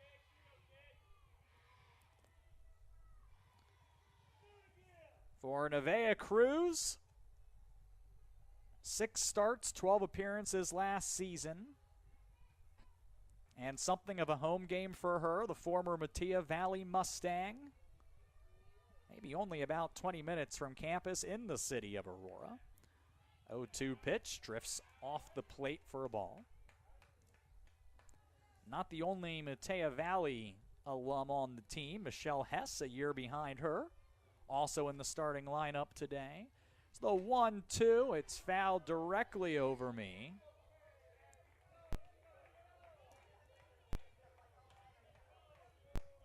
Now there's a pane of glass directly in front of me, 2 open windows on either side. It would need to be perfect for me to be able to get over there and make a play. If it's to the left of me, it's sort of an obligation to make sure that the camera is not taken out of commission. Ball 2 as the fastball misses low from Cruz. Fortunately, we've not had that happen. At least not in my tenure, and at least not with me here.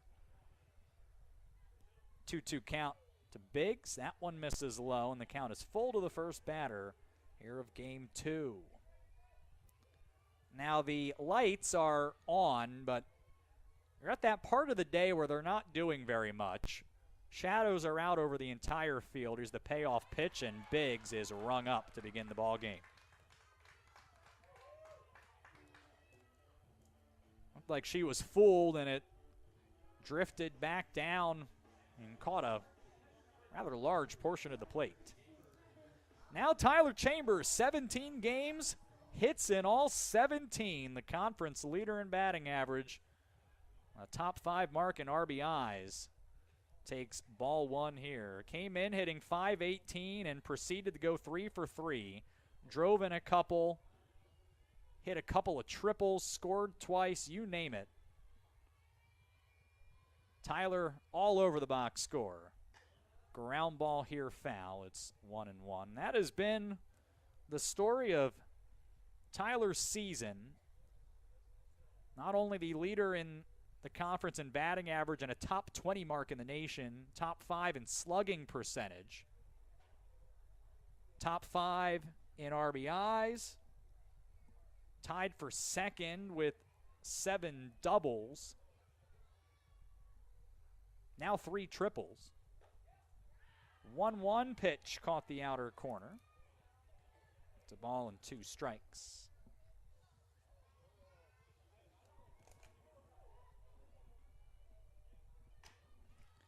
Ground ball to first. Tatro is there. And Chambers is retired for the first time today.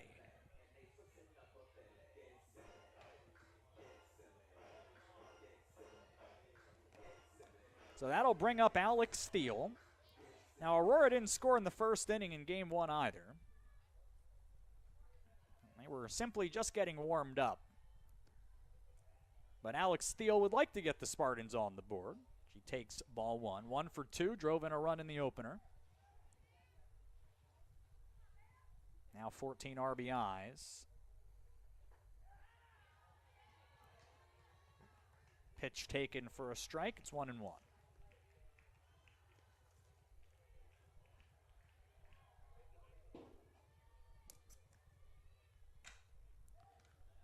Foul ball.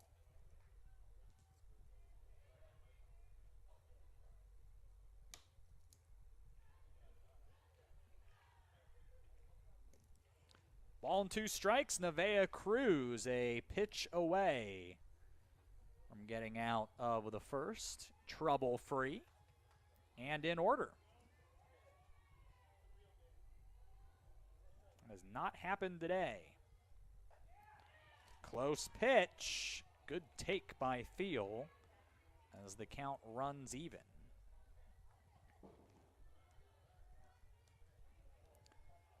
Thiel batting from the right side following the lefty Chambers. 2-2 pitch ran in on the hands and Thiel will stay alive. Aurora wearing their blue road uniforms, black pants, blue socks. Alverno wearing white home uniforms, black pants, white socks. Still 2-2 to Thiel with 2 outs, nobody on here in the first. Roller to short, Moreno is there, plenty of time to throw out Thiel and retire the Spartans. 1, 2, 3 in the top of the first. Aurora nothing, Alverno coming to bat here in the first of game 2.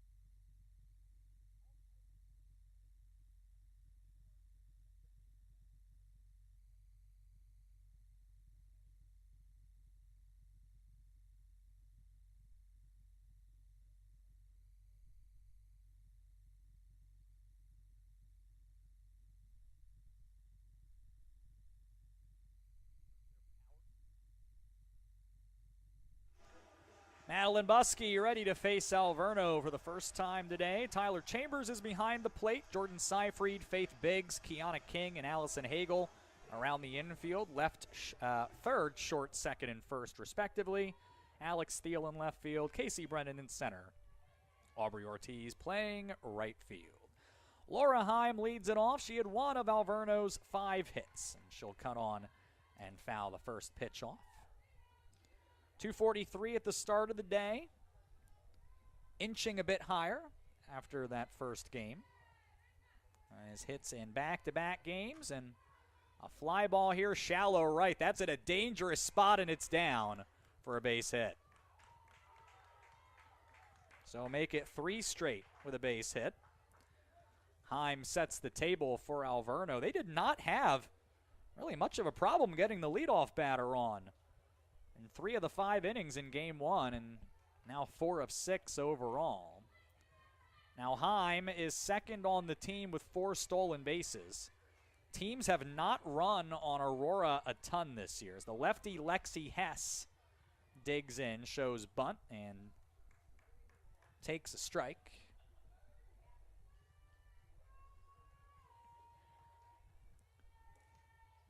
Stand corrected, it was ball 1.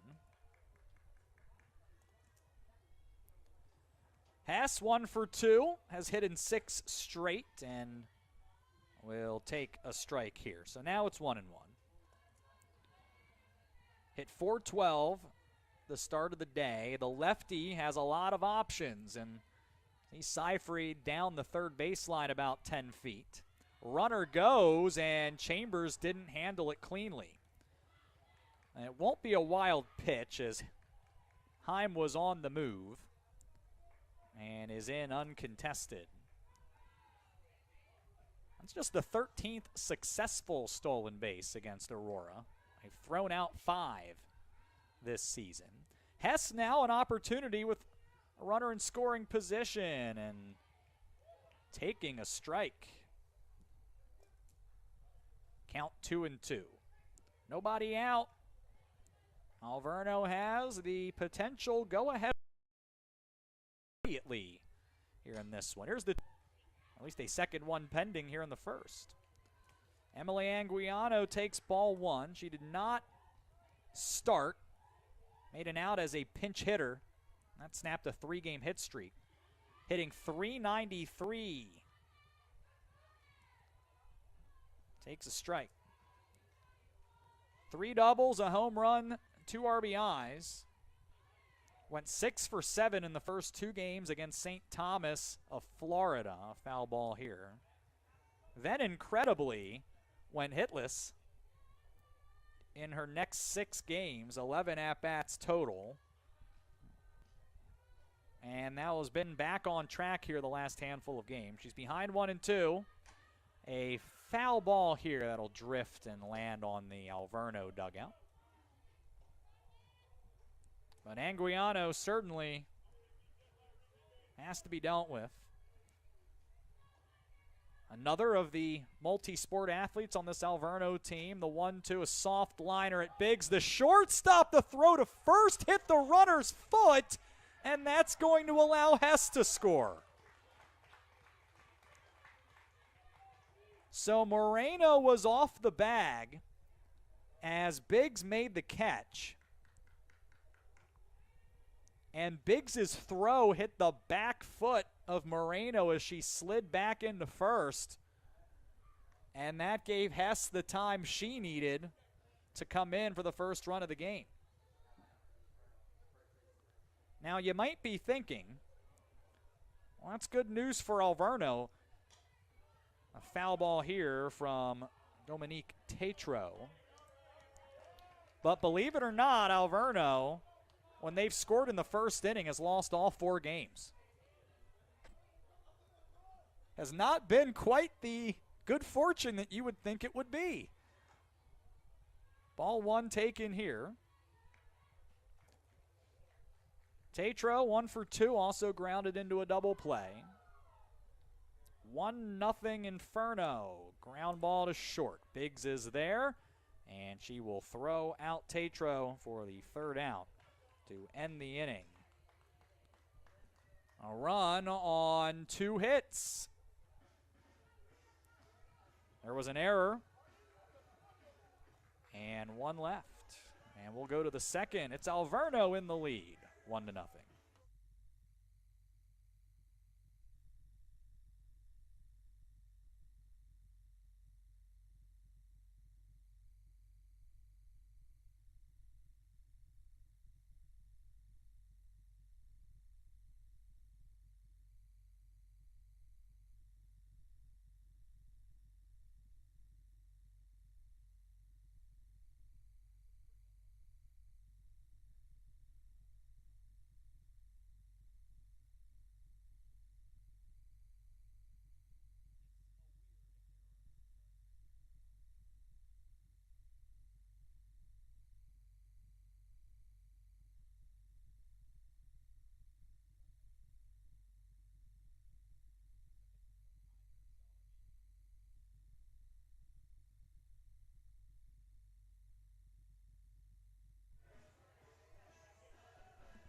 We are just 9 minutes from sunset officially here in the Fox River Valley.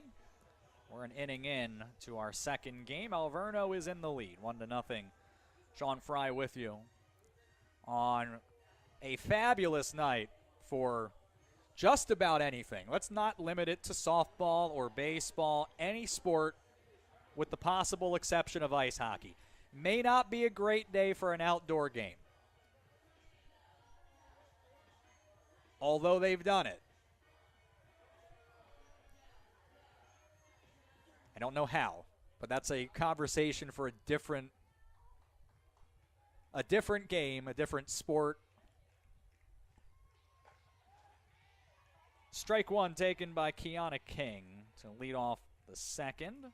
Middle of the order for Aurora. They went in order in the first. King, a homer, a double, and 3 RBIs in a 2-for-3 first game. She swung and missed as it bounced off the plate. It's an 0-2 count to King. It was hit in 4 straight and reached in 11 straight. Ground ball to third. J.C. Reyes has been good out there. Takes the short hop and throws out King for the first out. Now the run in the first inning was the 7th time in the last 9 games that Aurora has allowed a run in the first.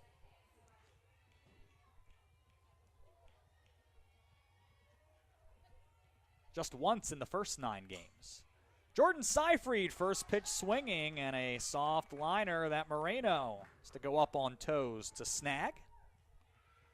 That's 5 up and 5 down for Nevaeh Cruz as Casey Brennan will step in. A single and a walk in the opener, a .311 batting average at the start of the day. First pitch, too low.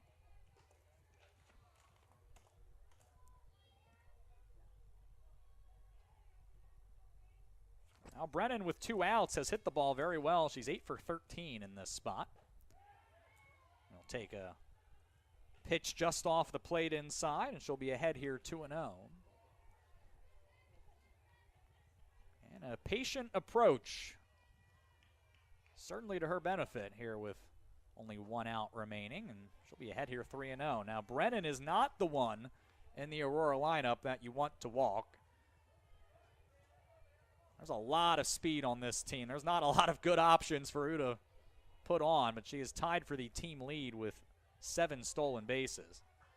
Strike 1 taken, and that doesn't even include the pinch running options for Mike McKenzie off the bench, who also have great speed. So very fast lineup for Aurora. 3-1, it's off the tip of the bat, back out to Cruz, who throws out Brennan, and what a difference a half hour makes. That's 6 up and 6 down.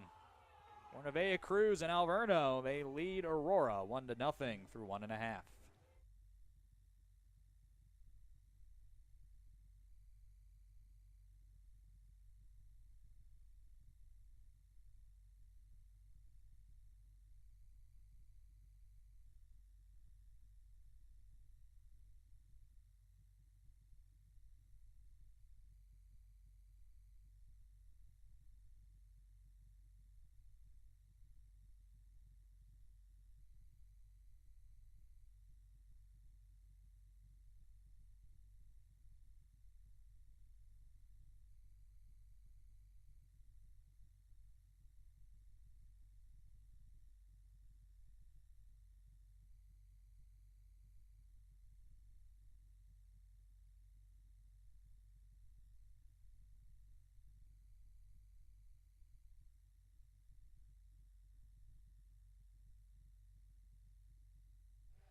One nothing Alverno, 6-7-8 due up in the Inferno order here in the bottom of the second. Jalen Ramsey will get it started. 0 for 1 in the opener. Came in hitting .227. She'll lead it off here against Madeline Buskey. First pitch outside.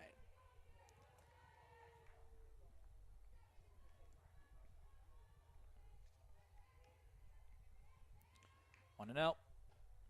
Cut on and missed. And we're even at a ball and a strike. CUW and Rockford are underway in game 2. It's already 7-0. 3 runs in the first, 4 in the second for Concordia, Wisconsin.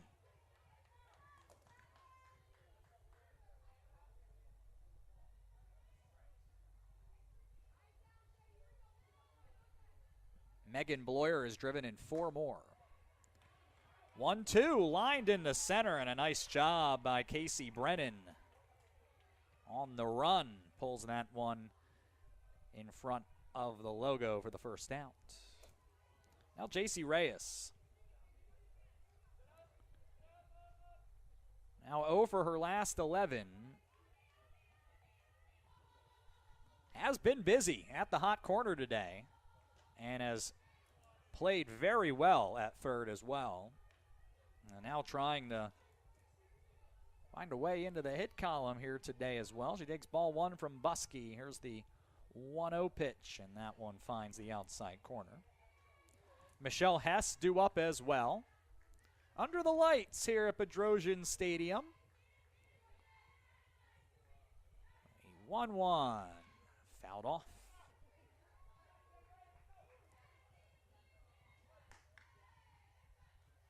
Alverno back in action Thursday in Milwaukee, but not on their home field. They'll be at MSOE in Aurora here on Wednesday in a contest that had been previously rained out. 1-2 pitch, and Buskey just missed the corner with the fastball. 2-2. The count here, 1-0 Alverno, bottom 2. A lot of space up the middle. The 2-2. Shot found on the first base side.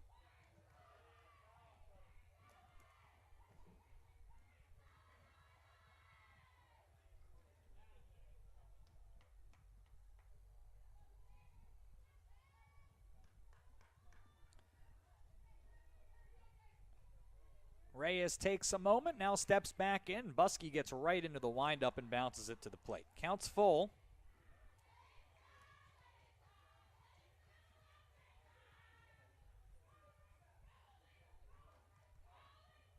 Now Reyes, I mentioned on the soccer team. Michelle Hess, who's on deck, is on the cross-country team at Alverno. Here's a foul ball as Reyes stays alive.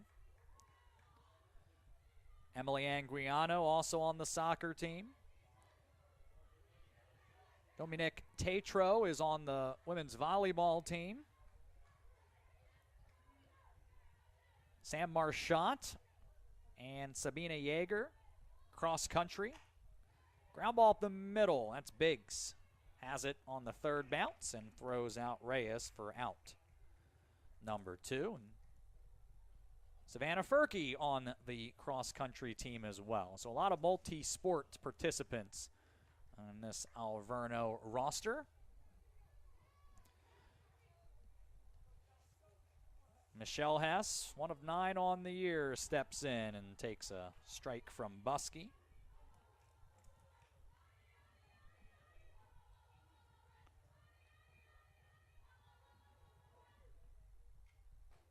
Oh, 1. Fouled off.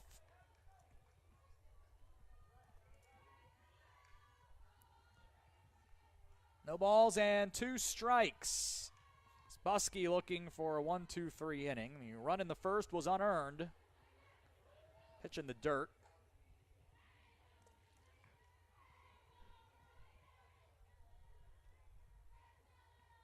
Both hits in the contest for Alverno in that first inning. Swing and a miss on 1 and 2. Buskey strikes out Hess. And the Inferno retired in order in the bottom of the second. To the third we go. Alverno leads Aurora 1-0.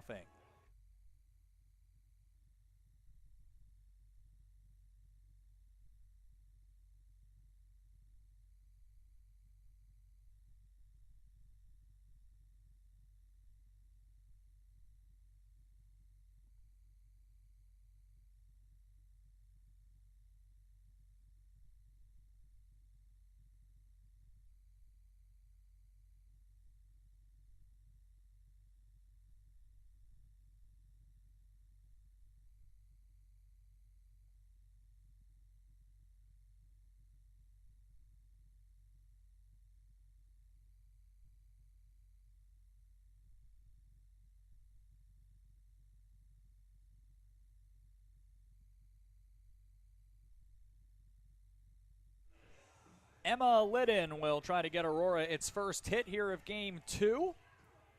The bottom third of the order for Aurora due up here in the top of the third. 1-0 Alverno. Sean Fry with you here on this Monday night. Liddon is bringing in a .346 average. Didn't appear in game 1. 1 for 3 in game 2 against St. Norbert on Saturday. Takes ball 1 from Nevaeh Cruz. A strikeout, and otherwise nothing has left the infield for Aurora so far. 1-0 pitch, the breaking ball, and that will miss as well. In fact, it's a strikeout, 4 groundouts, and 1 lineout. 2-0, and Liddon, I think, may have made up her mind she was swinging regardless of the location and was well out in front. So it's 2-1 as Cruz winds and deals and misses high. Liddon does have a home run this season.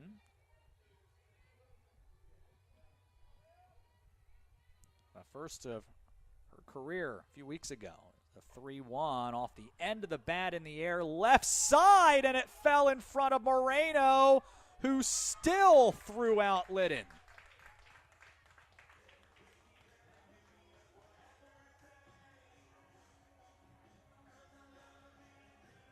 And what appeared to be an error, instead the first out, and Liddon tumbled over the bag at first after the fact, and now we'll head back to the dugout. Well, the first 7 retired for Aurora as Allison Hagel digs in. And what happened was it looked like Liddon ended up almost tripping over the bat, and it got out in front of her after she dropped it and had to delicately step around that, and that was the time Moreno needed to recover. First pitch to Allison Hagel is ball 1, batting here from the left side. And then 2 straight misses here as Nevaeh Cruz now having a bit of difficulty finding the plate. But Hagel has hit an 8 straight, 2 for 2 with an RBI and a couple of runs in the opener. And a hard hit ball here out to right, and it skips in front of Schrader for Aurora's first hit of the game. And Hagel, now a 9-game hit streak. And the table's set here. And it would appear a pinch runner about to enter for Hagel as Mike McKenzie comes down the third baseline. And here is Isabel Morales.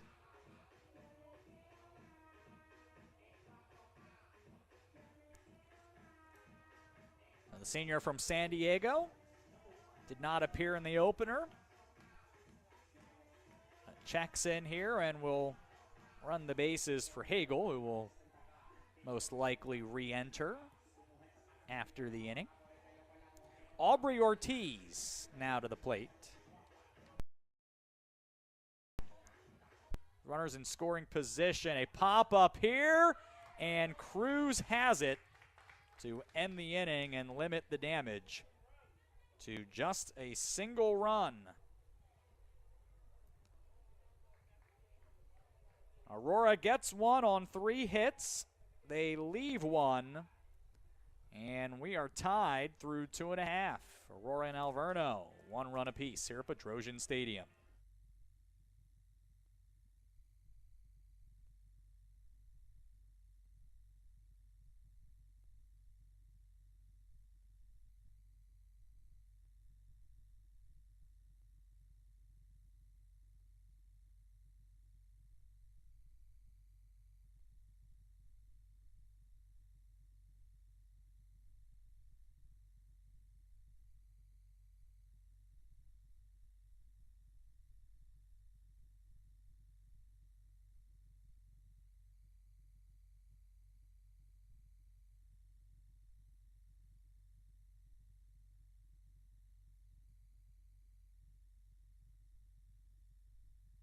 Allison Hagel back in the game at first base.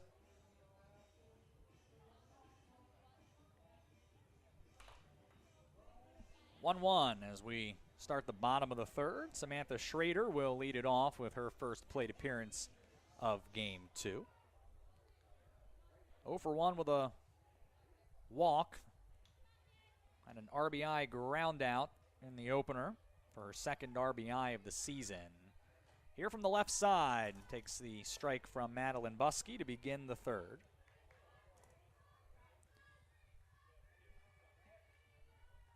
No one. Slap hit attempt, and Schrader swung over the top of it. The bottom fell out of that. It's 0-2.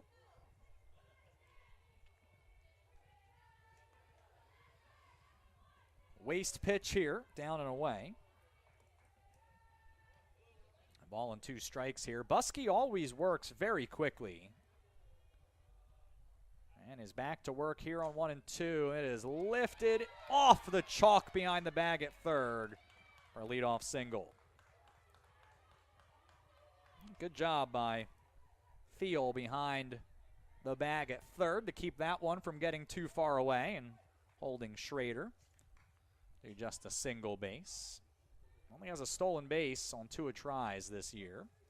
We'll see if Sean Jarmus wants to try to put her in motion here. No, it'll be a bunt instead, and a successful sacrifice here and nearly a disaster as Schrader took a big turn, dove back in as Hagel, or make that King more accurately, threw over to the bag, and Biggs just missed the tag. Sacrifice 2-4.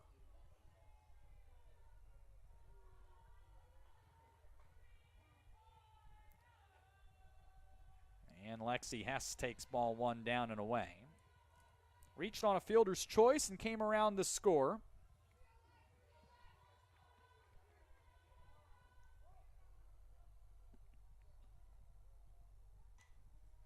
Foul ball.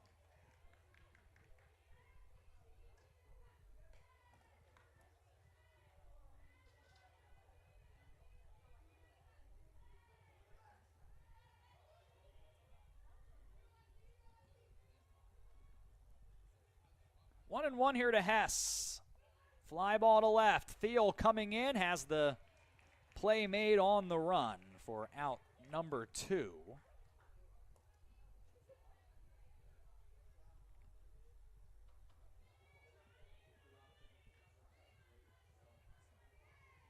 And now Madeline Buskey, perhaps a pitch away from escaping. On a run coming across here in the bottom of the third. It's Giselle Moreno. First pitch swinging, fly ball to right, shallow right. King, the second baseman, calls off Ortiz and makes the catch for the third out. A leadoff single, stranded, and we are even at a run apiece through 3 innings. Aurora and Alverno here at Petrosian Stadium.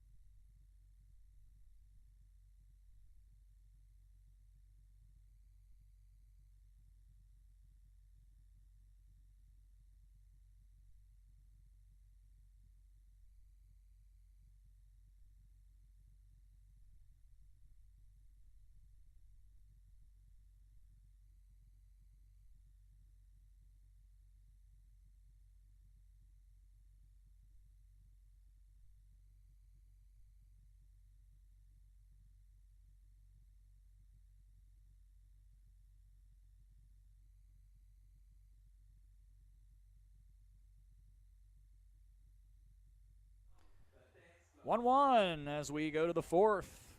Aurora and Alverno and 3-4-5 due up in the Spartan order. Nevaeh Cruz allowed only 3 hits. They were all last inning.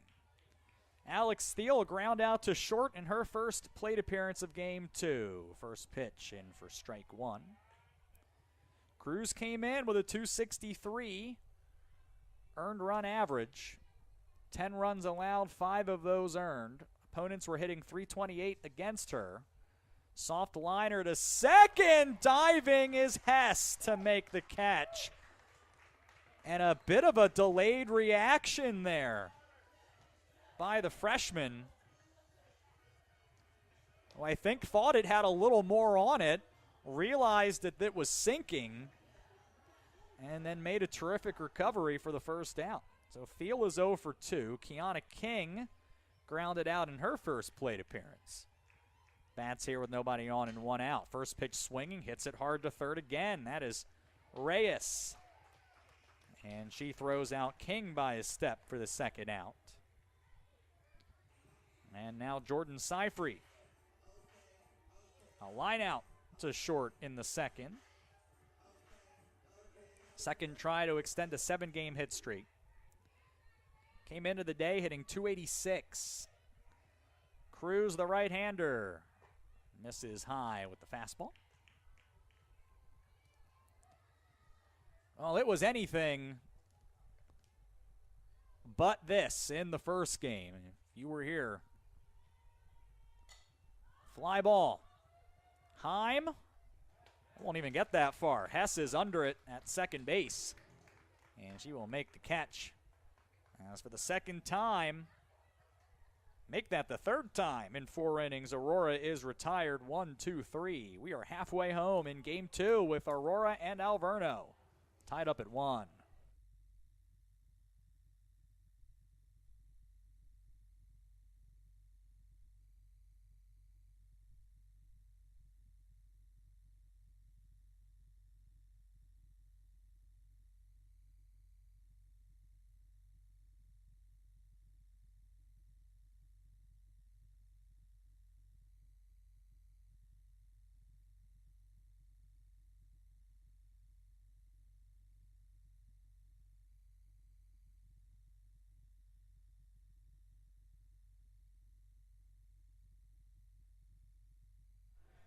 Alverno with the middle of the order due up here in the bottom of the 4th, 1-1.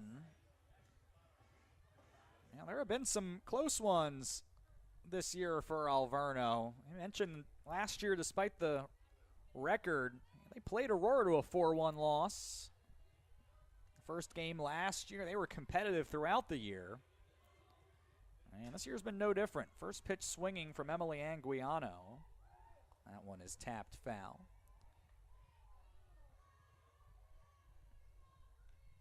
They won their season opener 9-3 against St. Thomas. Ended up splitting with them in a 2-run loss. A high fly ball here on 0-1, and it got in between King and Ortiz out in right field. Lead-off single, the third time in 4 innings for Alverno. 2-run loss to Ave Maria, 4-0 win, and a 2-run loss with Anna Maria. Hasn't gone especially well in conference play. A 5-run loss and a 6-run loss at Marion. 4-run loss to Lakeland. Here's a bunt put down by Tatro. It's a good one. And Buskey will throw to King covering the bag. As Anguiano advances to second. 1 for the sacrifice, and now it's about situational hitting. And Alverno has 0 for 8 on the evening. 4 ABs, and Jalen Ramsey 0 for 1.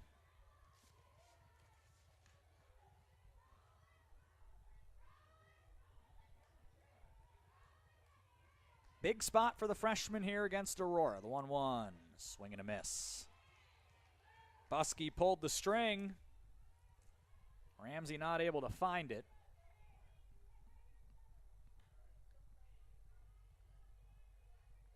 Ramsey holding her wrist a little bit after that swing. Wonder if maybe a bit of discomfort there. But back in here on 1 and 2 and immediately fights one off the handle.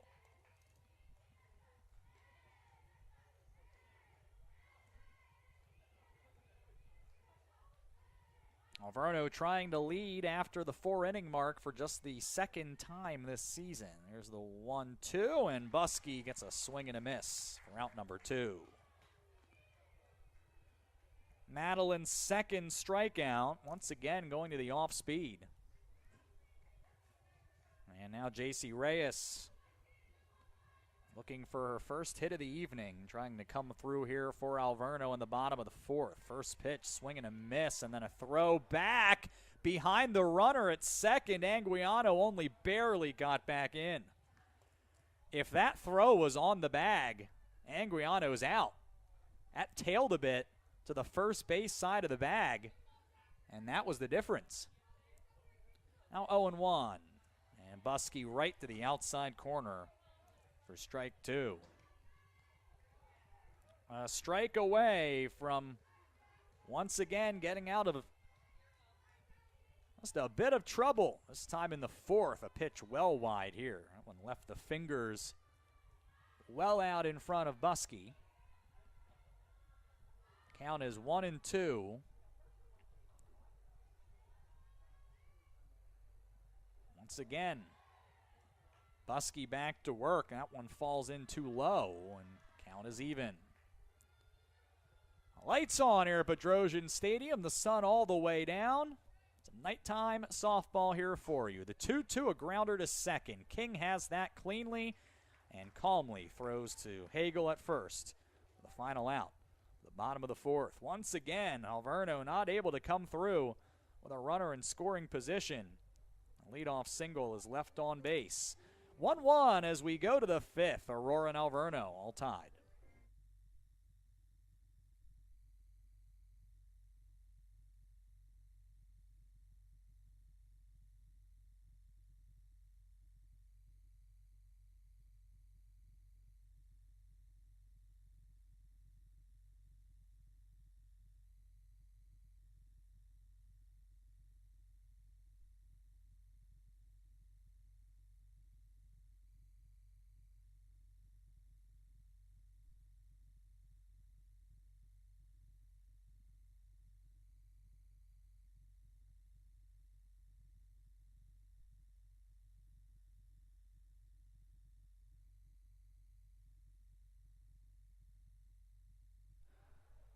Nevaeh Cruz has been outstanding for Alverno in this one. 4 innings of 1-run ball, just 3 hits allowed, all in the third inning. The other 3 innings, 1, 2, 3. Casey Brennan leads it off for Aurora.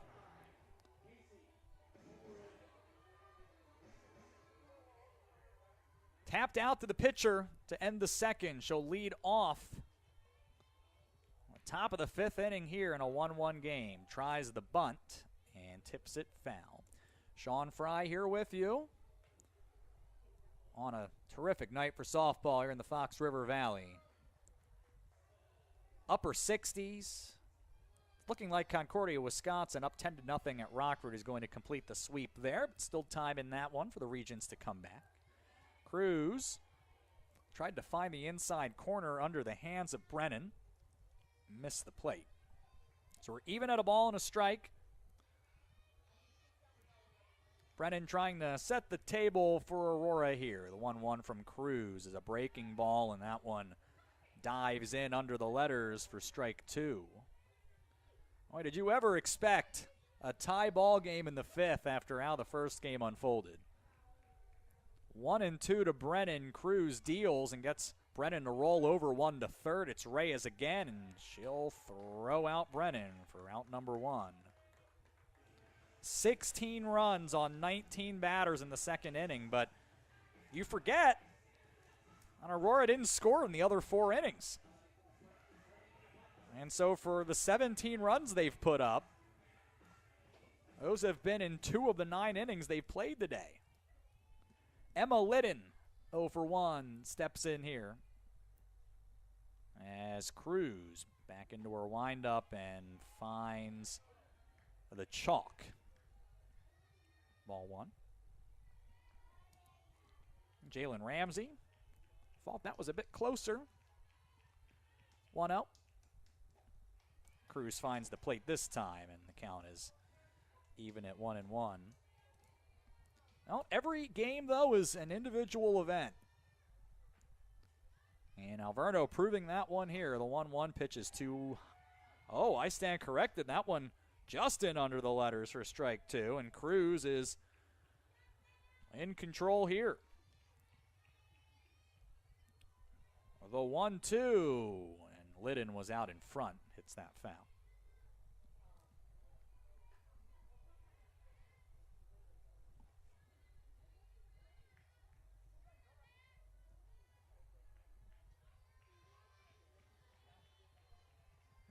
There's the 1-2 from Cruz, and Liddon well out in front. She swings and misses.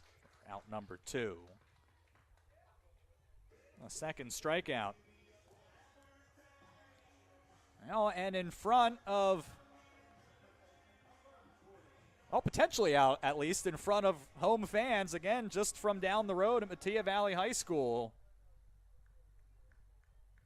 Her first 3 appearances all out of the bullpen, didn't allow an earned run in 6 1/3. Here's a fly ball from Allison Hagel to left. Lexi Hess makes the catch. That is the 4th 1-2-3 inning for Nevaeh Cruz. 1-1 between the Spartans and the Inferno as we go to the bottom of the 5th.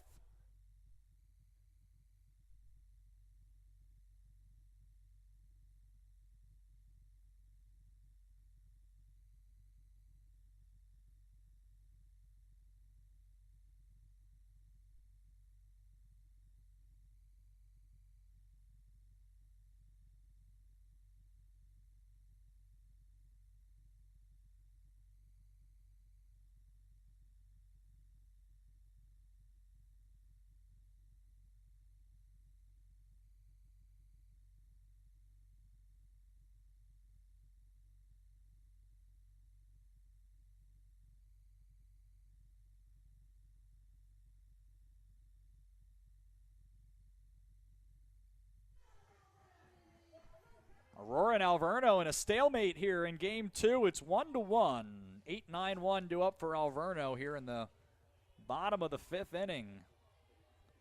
Alverno, an unearned run in the home first. Aurora with a run in the 3rd. That's it. Michelle Hess, first pitch swinging against Madeline Buskey, fouls it off. She is one of 2 to strike out for Alverno in this contest. Or only 2 struck out in the first game as well. Here's a pop-up. Second baseman King jogging in, and she'll make the catch for the first down. And now you wonder, now Alverno has been in games, but haven't been in a lot of them this close this late. And you wonder how they'll handle the situation. Samantha Schrader, bloop single earlier. She takes ball 1. The ability to slap hit here. 2-0. And so you see Seyfried well down the line at 3rd. 2-0 is off the end of the bat, foul.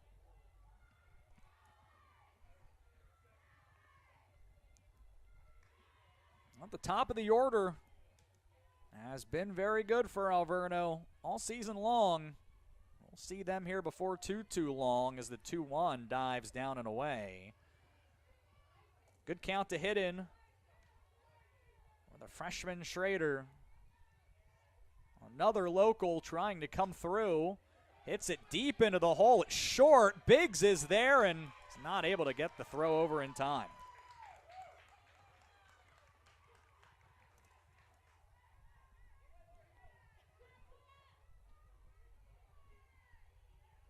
Well, where that was hit, there was very little Biggs was going to be able to do, and even still, it was about a half step late. So Laura Heim, first pitch swinging, that's cleanly through in the left. She's 2 for 2 with a sacrifice in between. But here is where it hasn't gone well for Alverno. They are 0 for 6 with runners in scoring position in this one. And they're going to give Lexi Hess a moment to think about it. Aurora is, that is, as here comes Mike McKenzie in to have a word with the infield.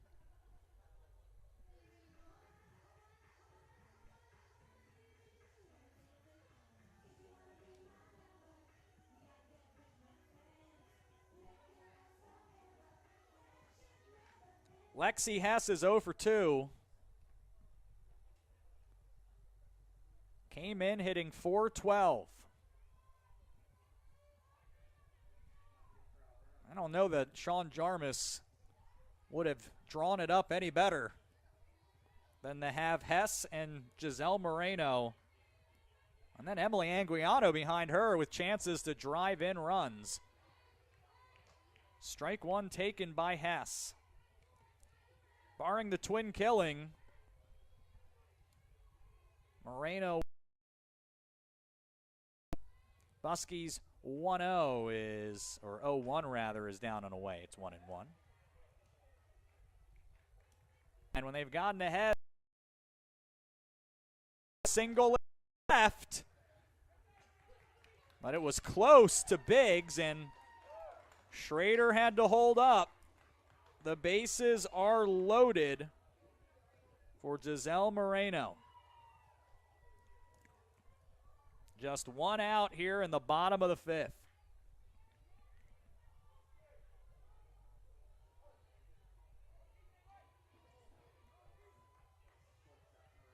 Moreno 1 for 2 in the nightcap, trying to put the Inferno in front. Buskey with a good pitch over the inside corner for strike one.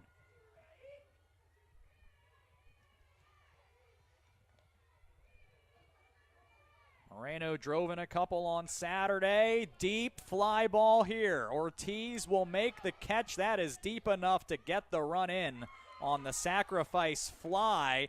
And then a runner comes home. The throw got away.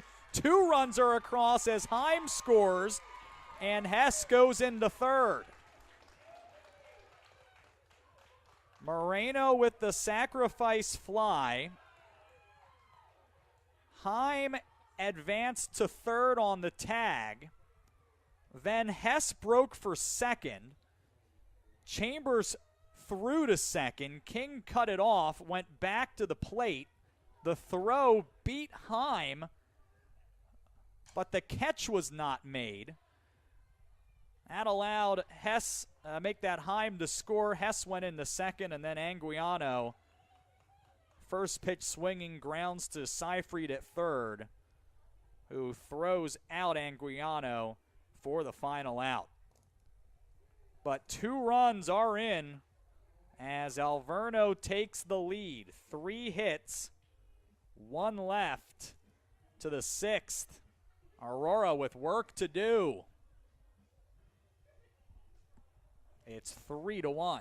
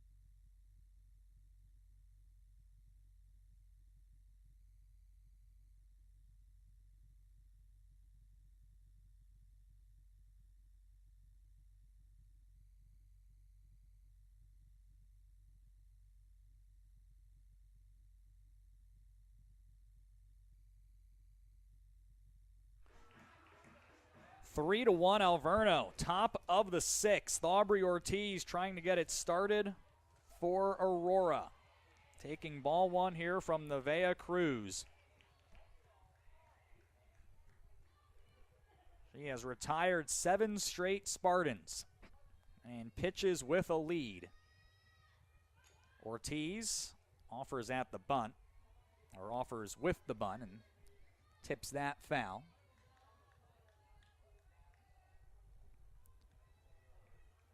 Right now, both runs earned. Reviewing that to see if the final run of the 5th inning will be earned or if it will end up being an error. There's a ground ball up the middle. Moreno had to be quick. Throws out Ortiz for the first down. Top of the order for Aurora.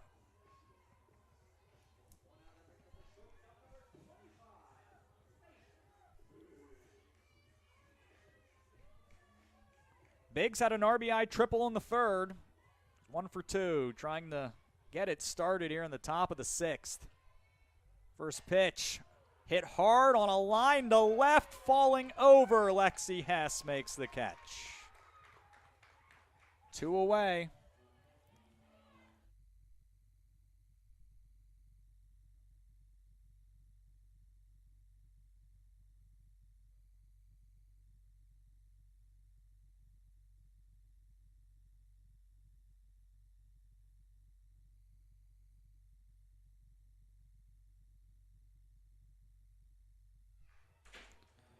Tyler Chambers' first pitch swinging.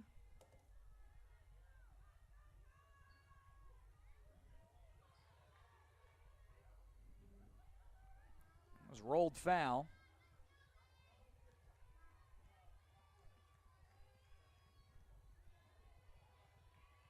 Oh, 1.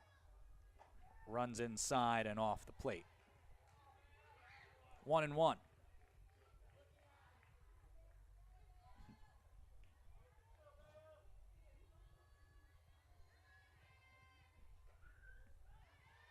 One also. Close miss. It's 2-1. Chambers trying to extend her hit streak. Get something going here in the top of the 6th. 3-1.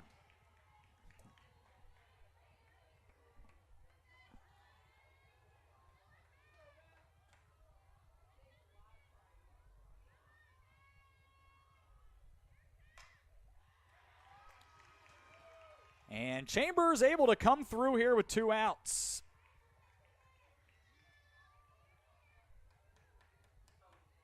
Single into right.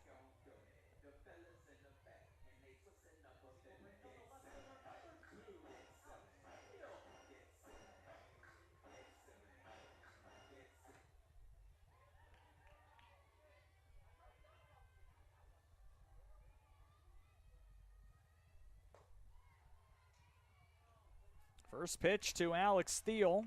Misses for ball 1. Aurora down 3-1.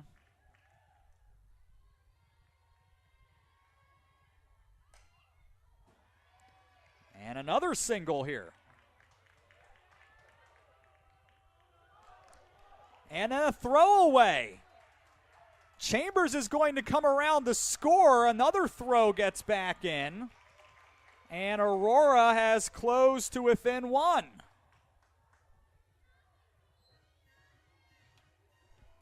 So Thiel with the single.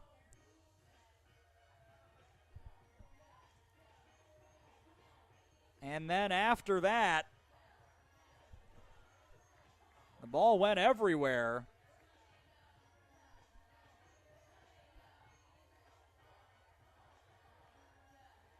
And so there's going to be an error assessed here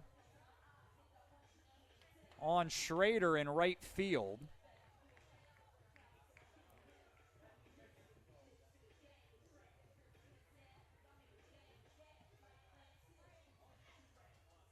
And that 1-run, or the 2-run lead, has now been reduced to 1. And the tying run is standing on third here with 2 outs. And it's Kiana King trying to get the Spartans level or better. Nevaeh Cruz trying to come up with a pitch. That's a pop-up foul and out of play.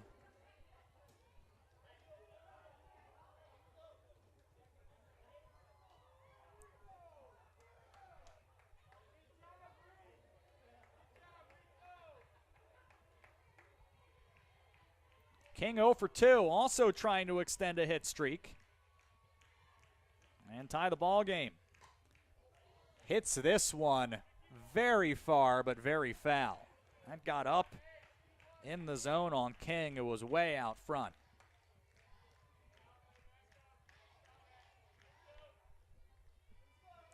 It's 0-2. Pitch. Cruz just missed, down and away.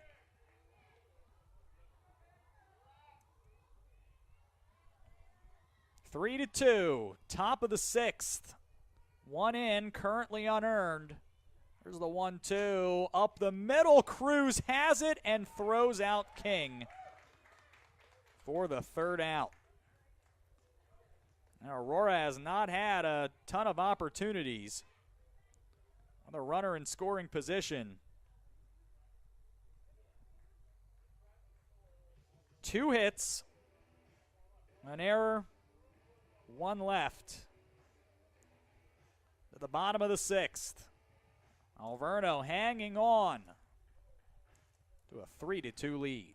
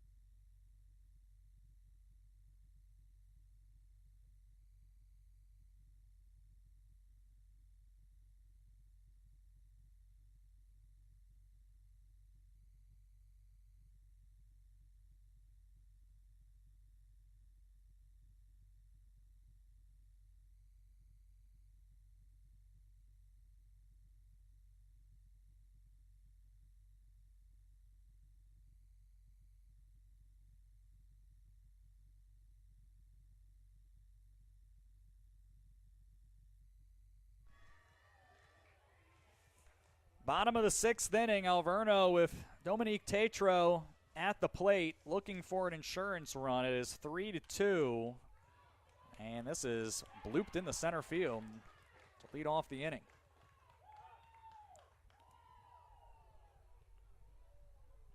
Fourth time in this ball game that the leadoff batter has been on for Alverno. A run in the first, 2 in the 5th. Those are the 3.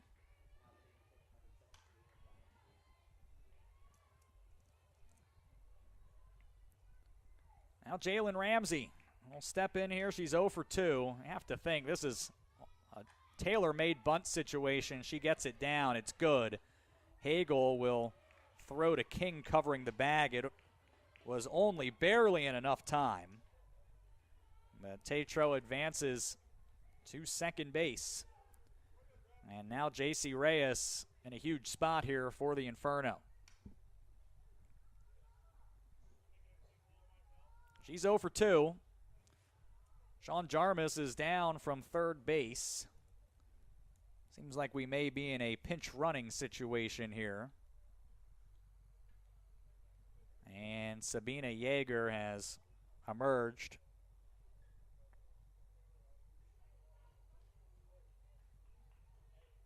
She runs for Tetreault here. Let's see if Madeline Buskey can once again work out of some traffic.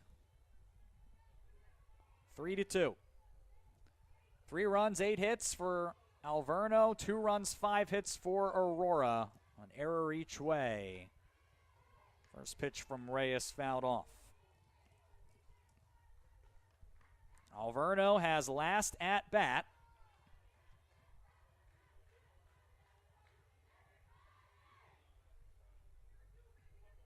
As the home team. 0-1. Fly ball to right. Shallow right. King finds it.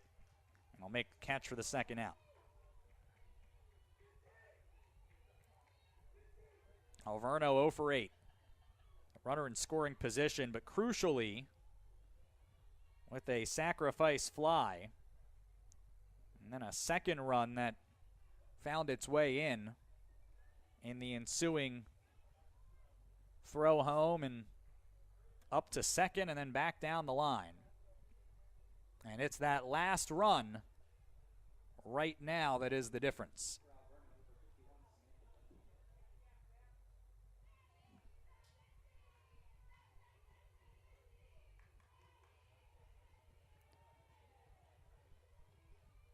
So batting here in the 8th spot is Samantha Vinti, and she belts it in the left.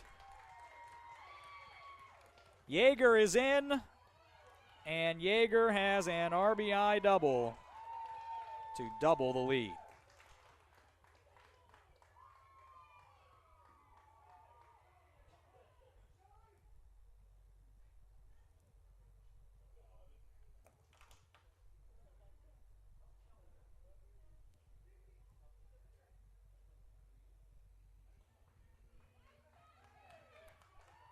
Now Vinti will exit here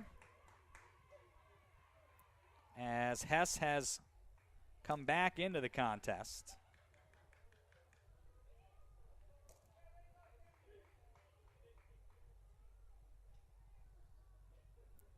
And Samantha Schrader will bat, but that's going to be it. As a pitching change here.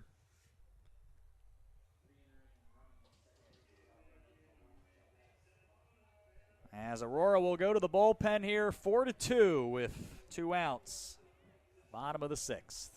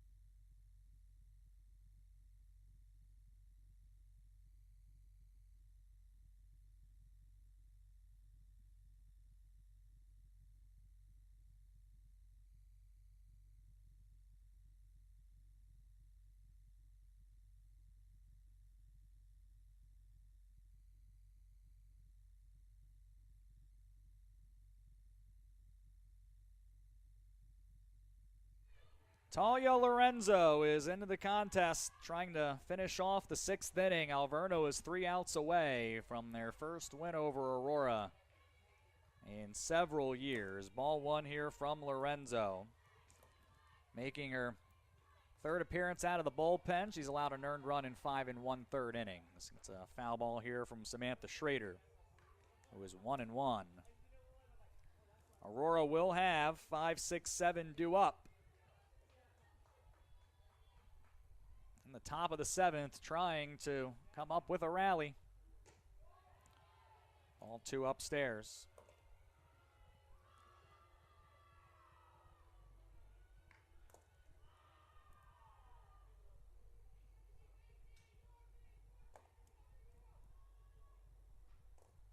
The 2-1.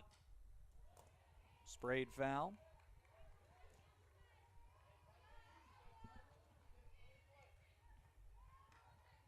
Aurora with 18 hits. In game 1, only 5 against Nevaeh Cruz. Here in the nightcap. A stunning result to this point, but it is not over. The last 3 outs still to get.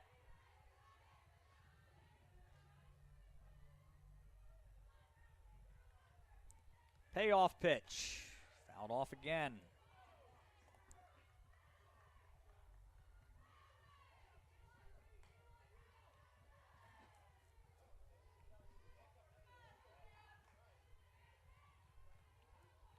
Lorenzo trying to get this last out. Schrader battling here. The 3-2 is outside. They'll turn the lineup over. Laura Heim to the plate for the 4th time. Madeline Buskey, 5 2/3, 4 runs, 3 earned on 9 hits right now. Heim 2 for 2. She fouls off the first pitch.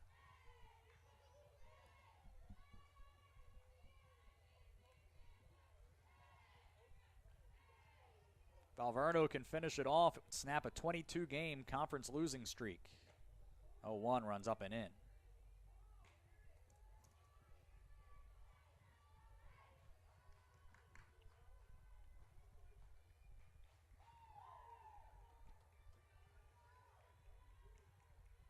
One to Heim. That one's fought off.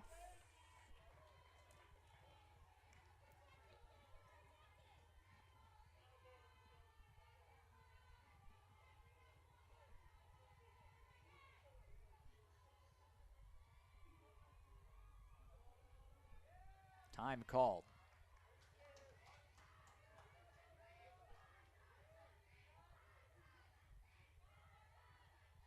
Aurora's lost all 3 games, trailing after 6. Alverno has finished off both that they have had the lead through 6. Another foul ball here.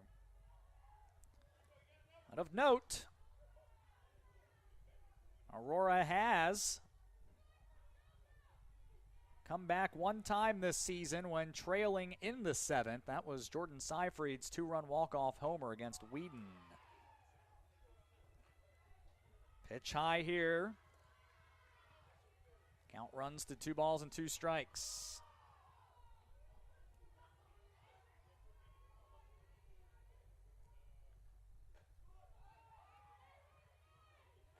Three and 2.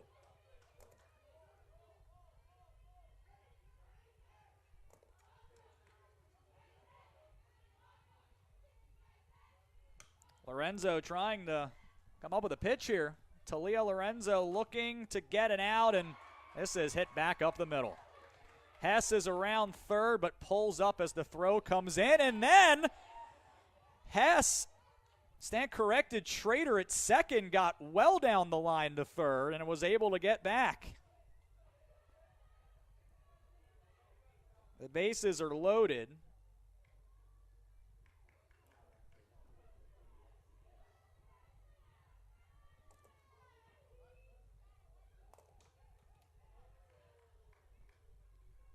And it's Lexi Hess at the plate.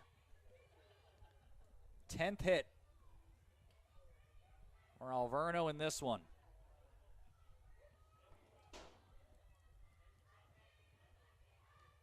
Hess is 1 for 3, singled last inning. First pitch, a flinch. Did not go. It's taken 4-1.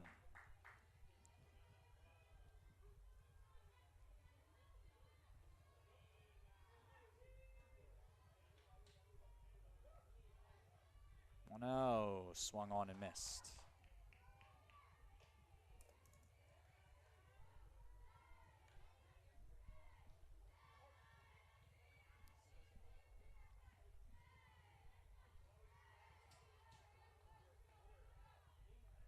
One from Lorenzo. Line drive to left. It's over the head of field.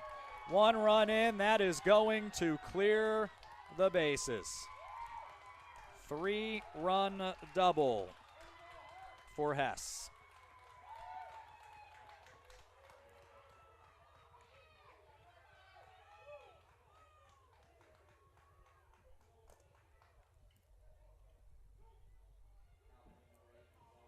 Seven to 2, Alverno.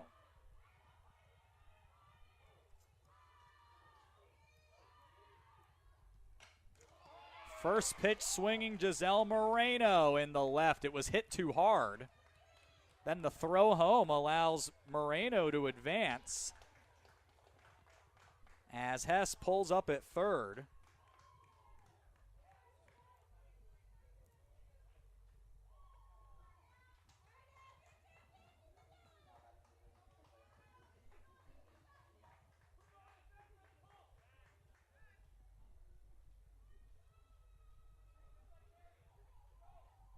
And Mike McKenzie is out of the dugout here.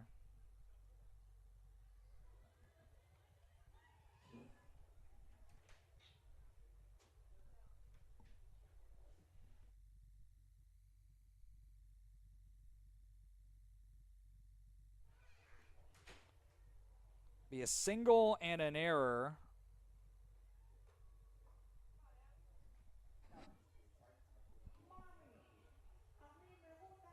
And it looks like we're going to have another pitching change here. Megan Murphy is in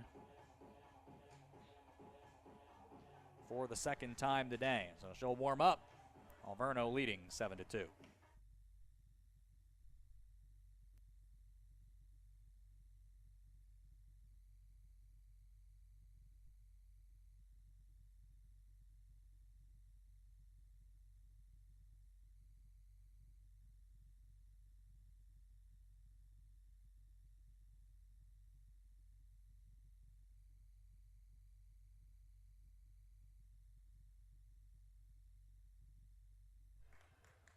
Megan Murphy threw 3 innings of 1-run ball earlier today and is called upon to try to get the last out here in the bottom of the 6th. Alverno has broken open a 5-run lead, and they are on the cusp of ending a long losing streak to Aurora.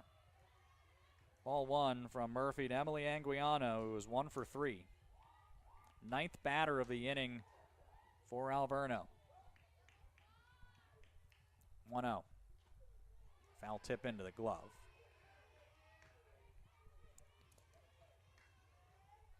Well, the good news if you're Aurora is you have to believe you have a 5-run inning in there. Had a 16-run frame in the first. Why not? All 2 down and in. Aurora certainly has a very capable offense, and 5 runs can happen in a hurry. It's 2-1 to Anguiano, 1 for 3 on the day, a swing and a miss.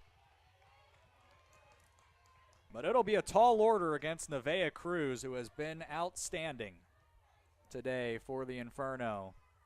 Here in the second contest, 6 innings, 2 runs, 1 earned. This is hit hard to left, but Thiel has it played well. She'll make the catch, and that will do it. 9 to the plate. 4 runs. 5 hits, no errors, 2 left. Last chance time for Aurora. They trail Alverno through 6, 7-2.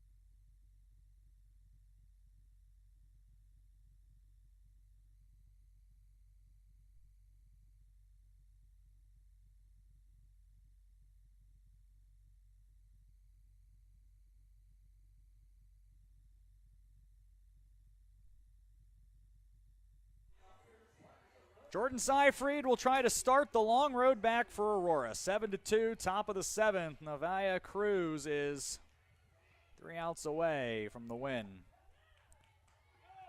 Ball 1 taken by Seyfried, who is 0 for 2. Last chance potentially to extend a 7-game hit streak. San Mateo High School alum. Bat out in front, pulls it back, and then takes ball 2.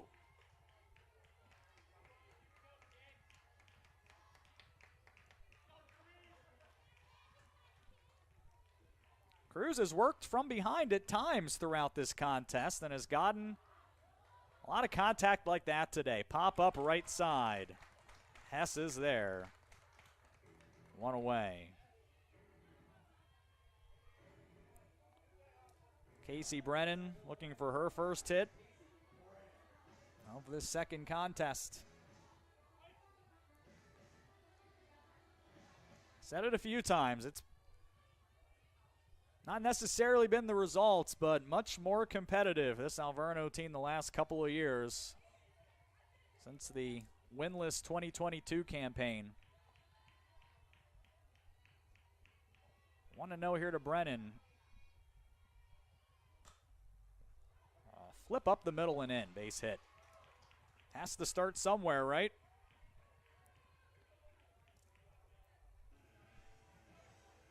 Now, I would imagine that if Brennan wants to run, in all probability, Alverno is just going to pocket it. None of the next several runs would matter especially very much. We'll have a pinch hitter for Emma Liddon as out of the dugout comes Shelby Lynn.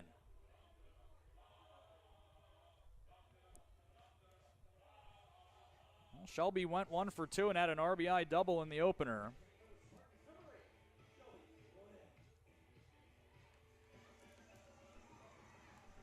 If you can turn the lineup over,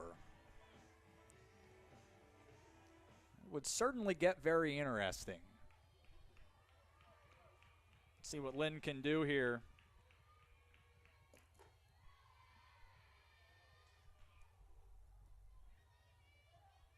Takes ball 1.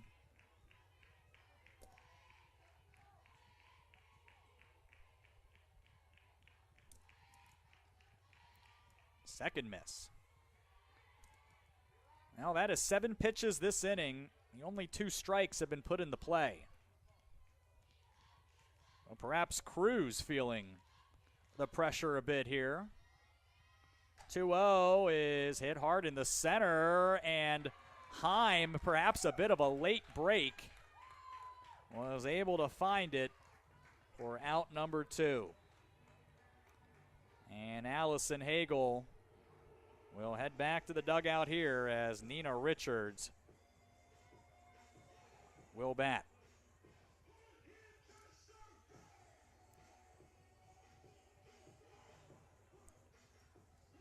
Richards had a double in her 2 tries in the opener.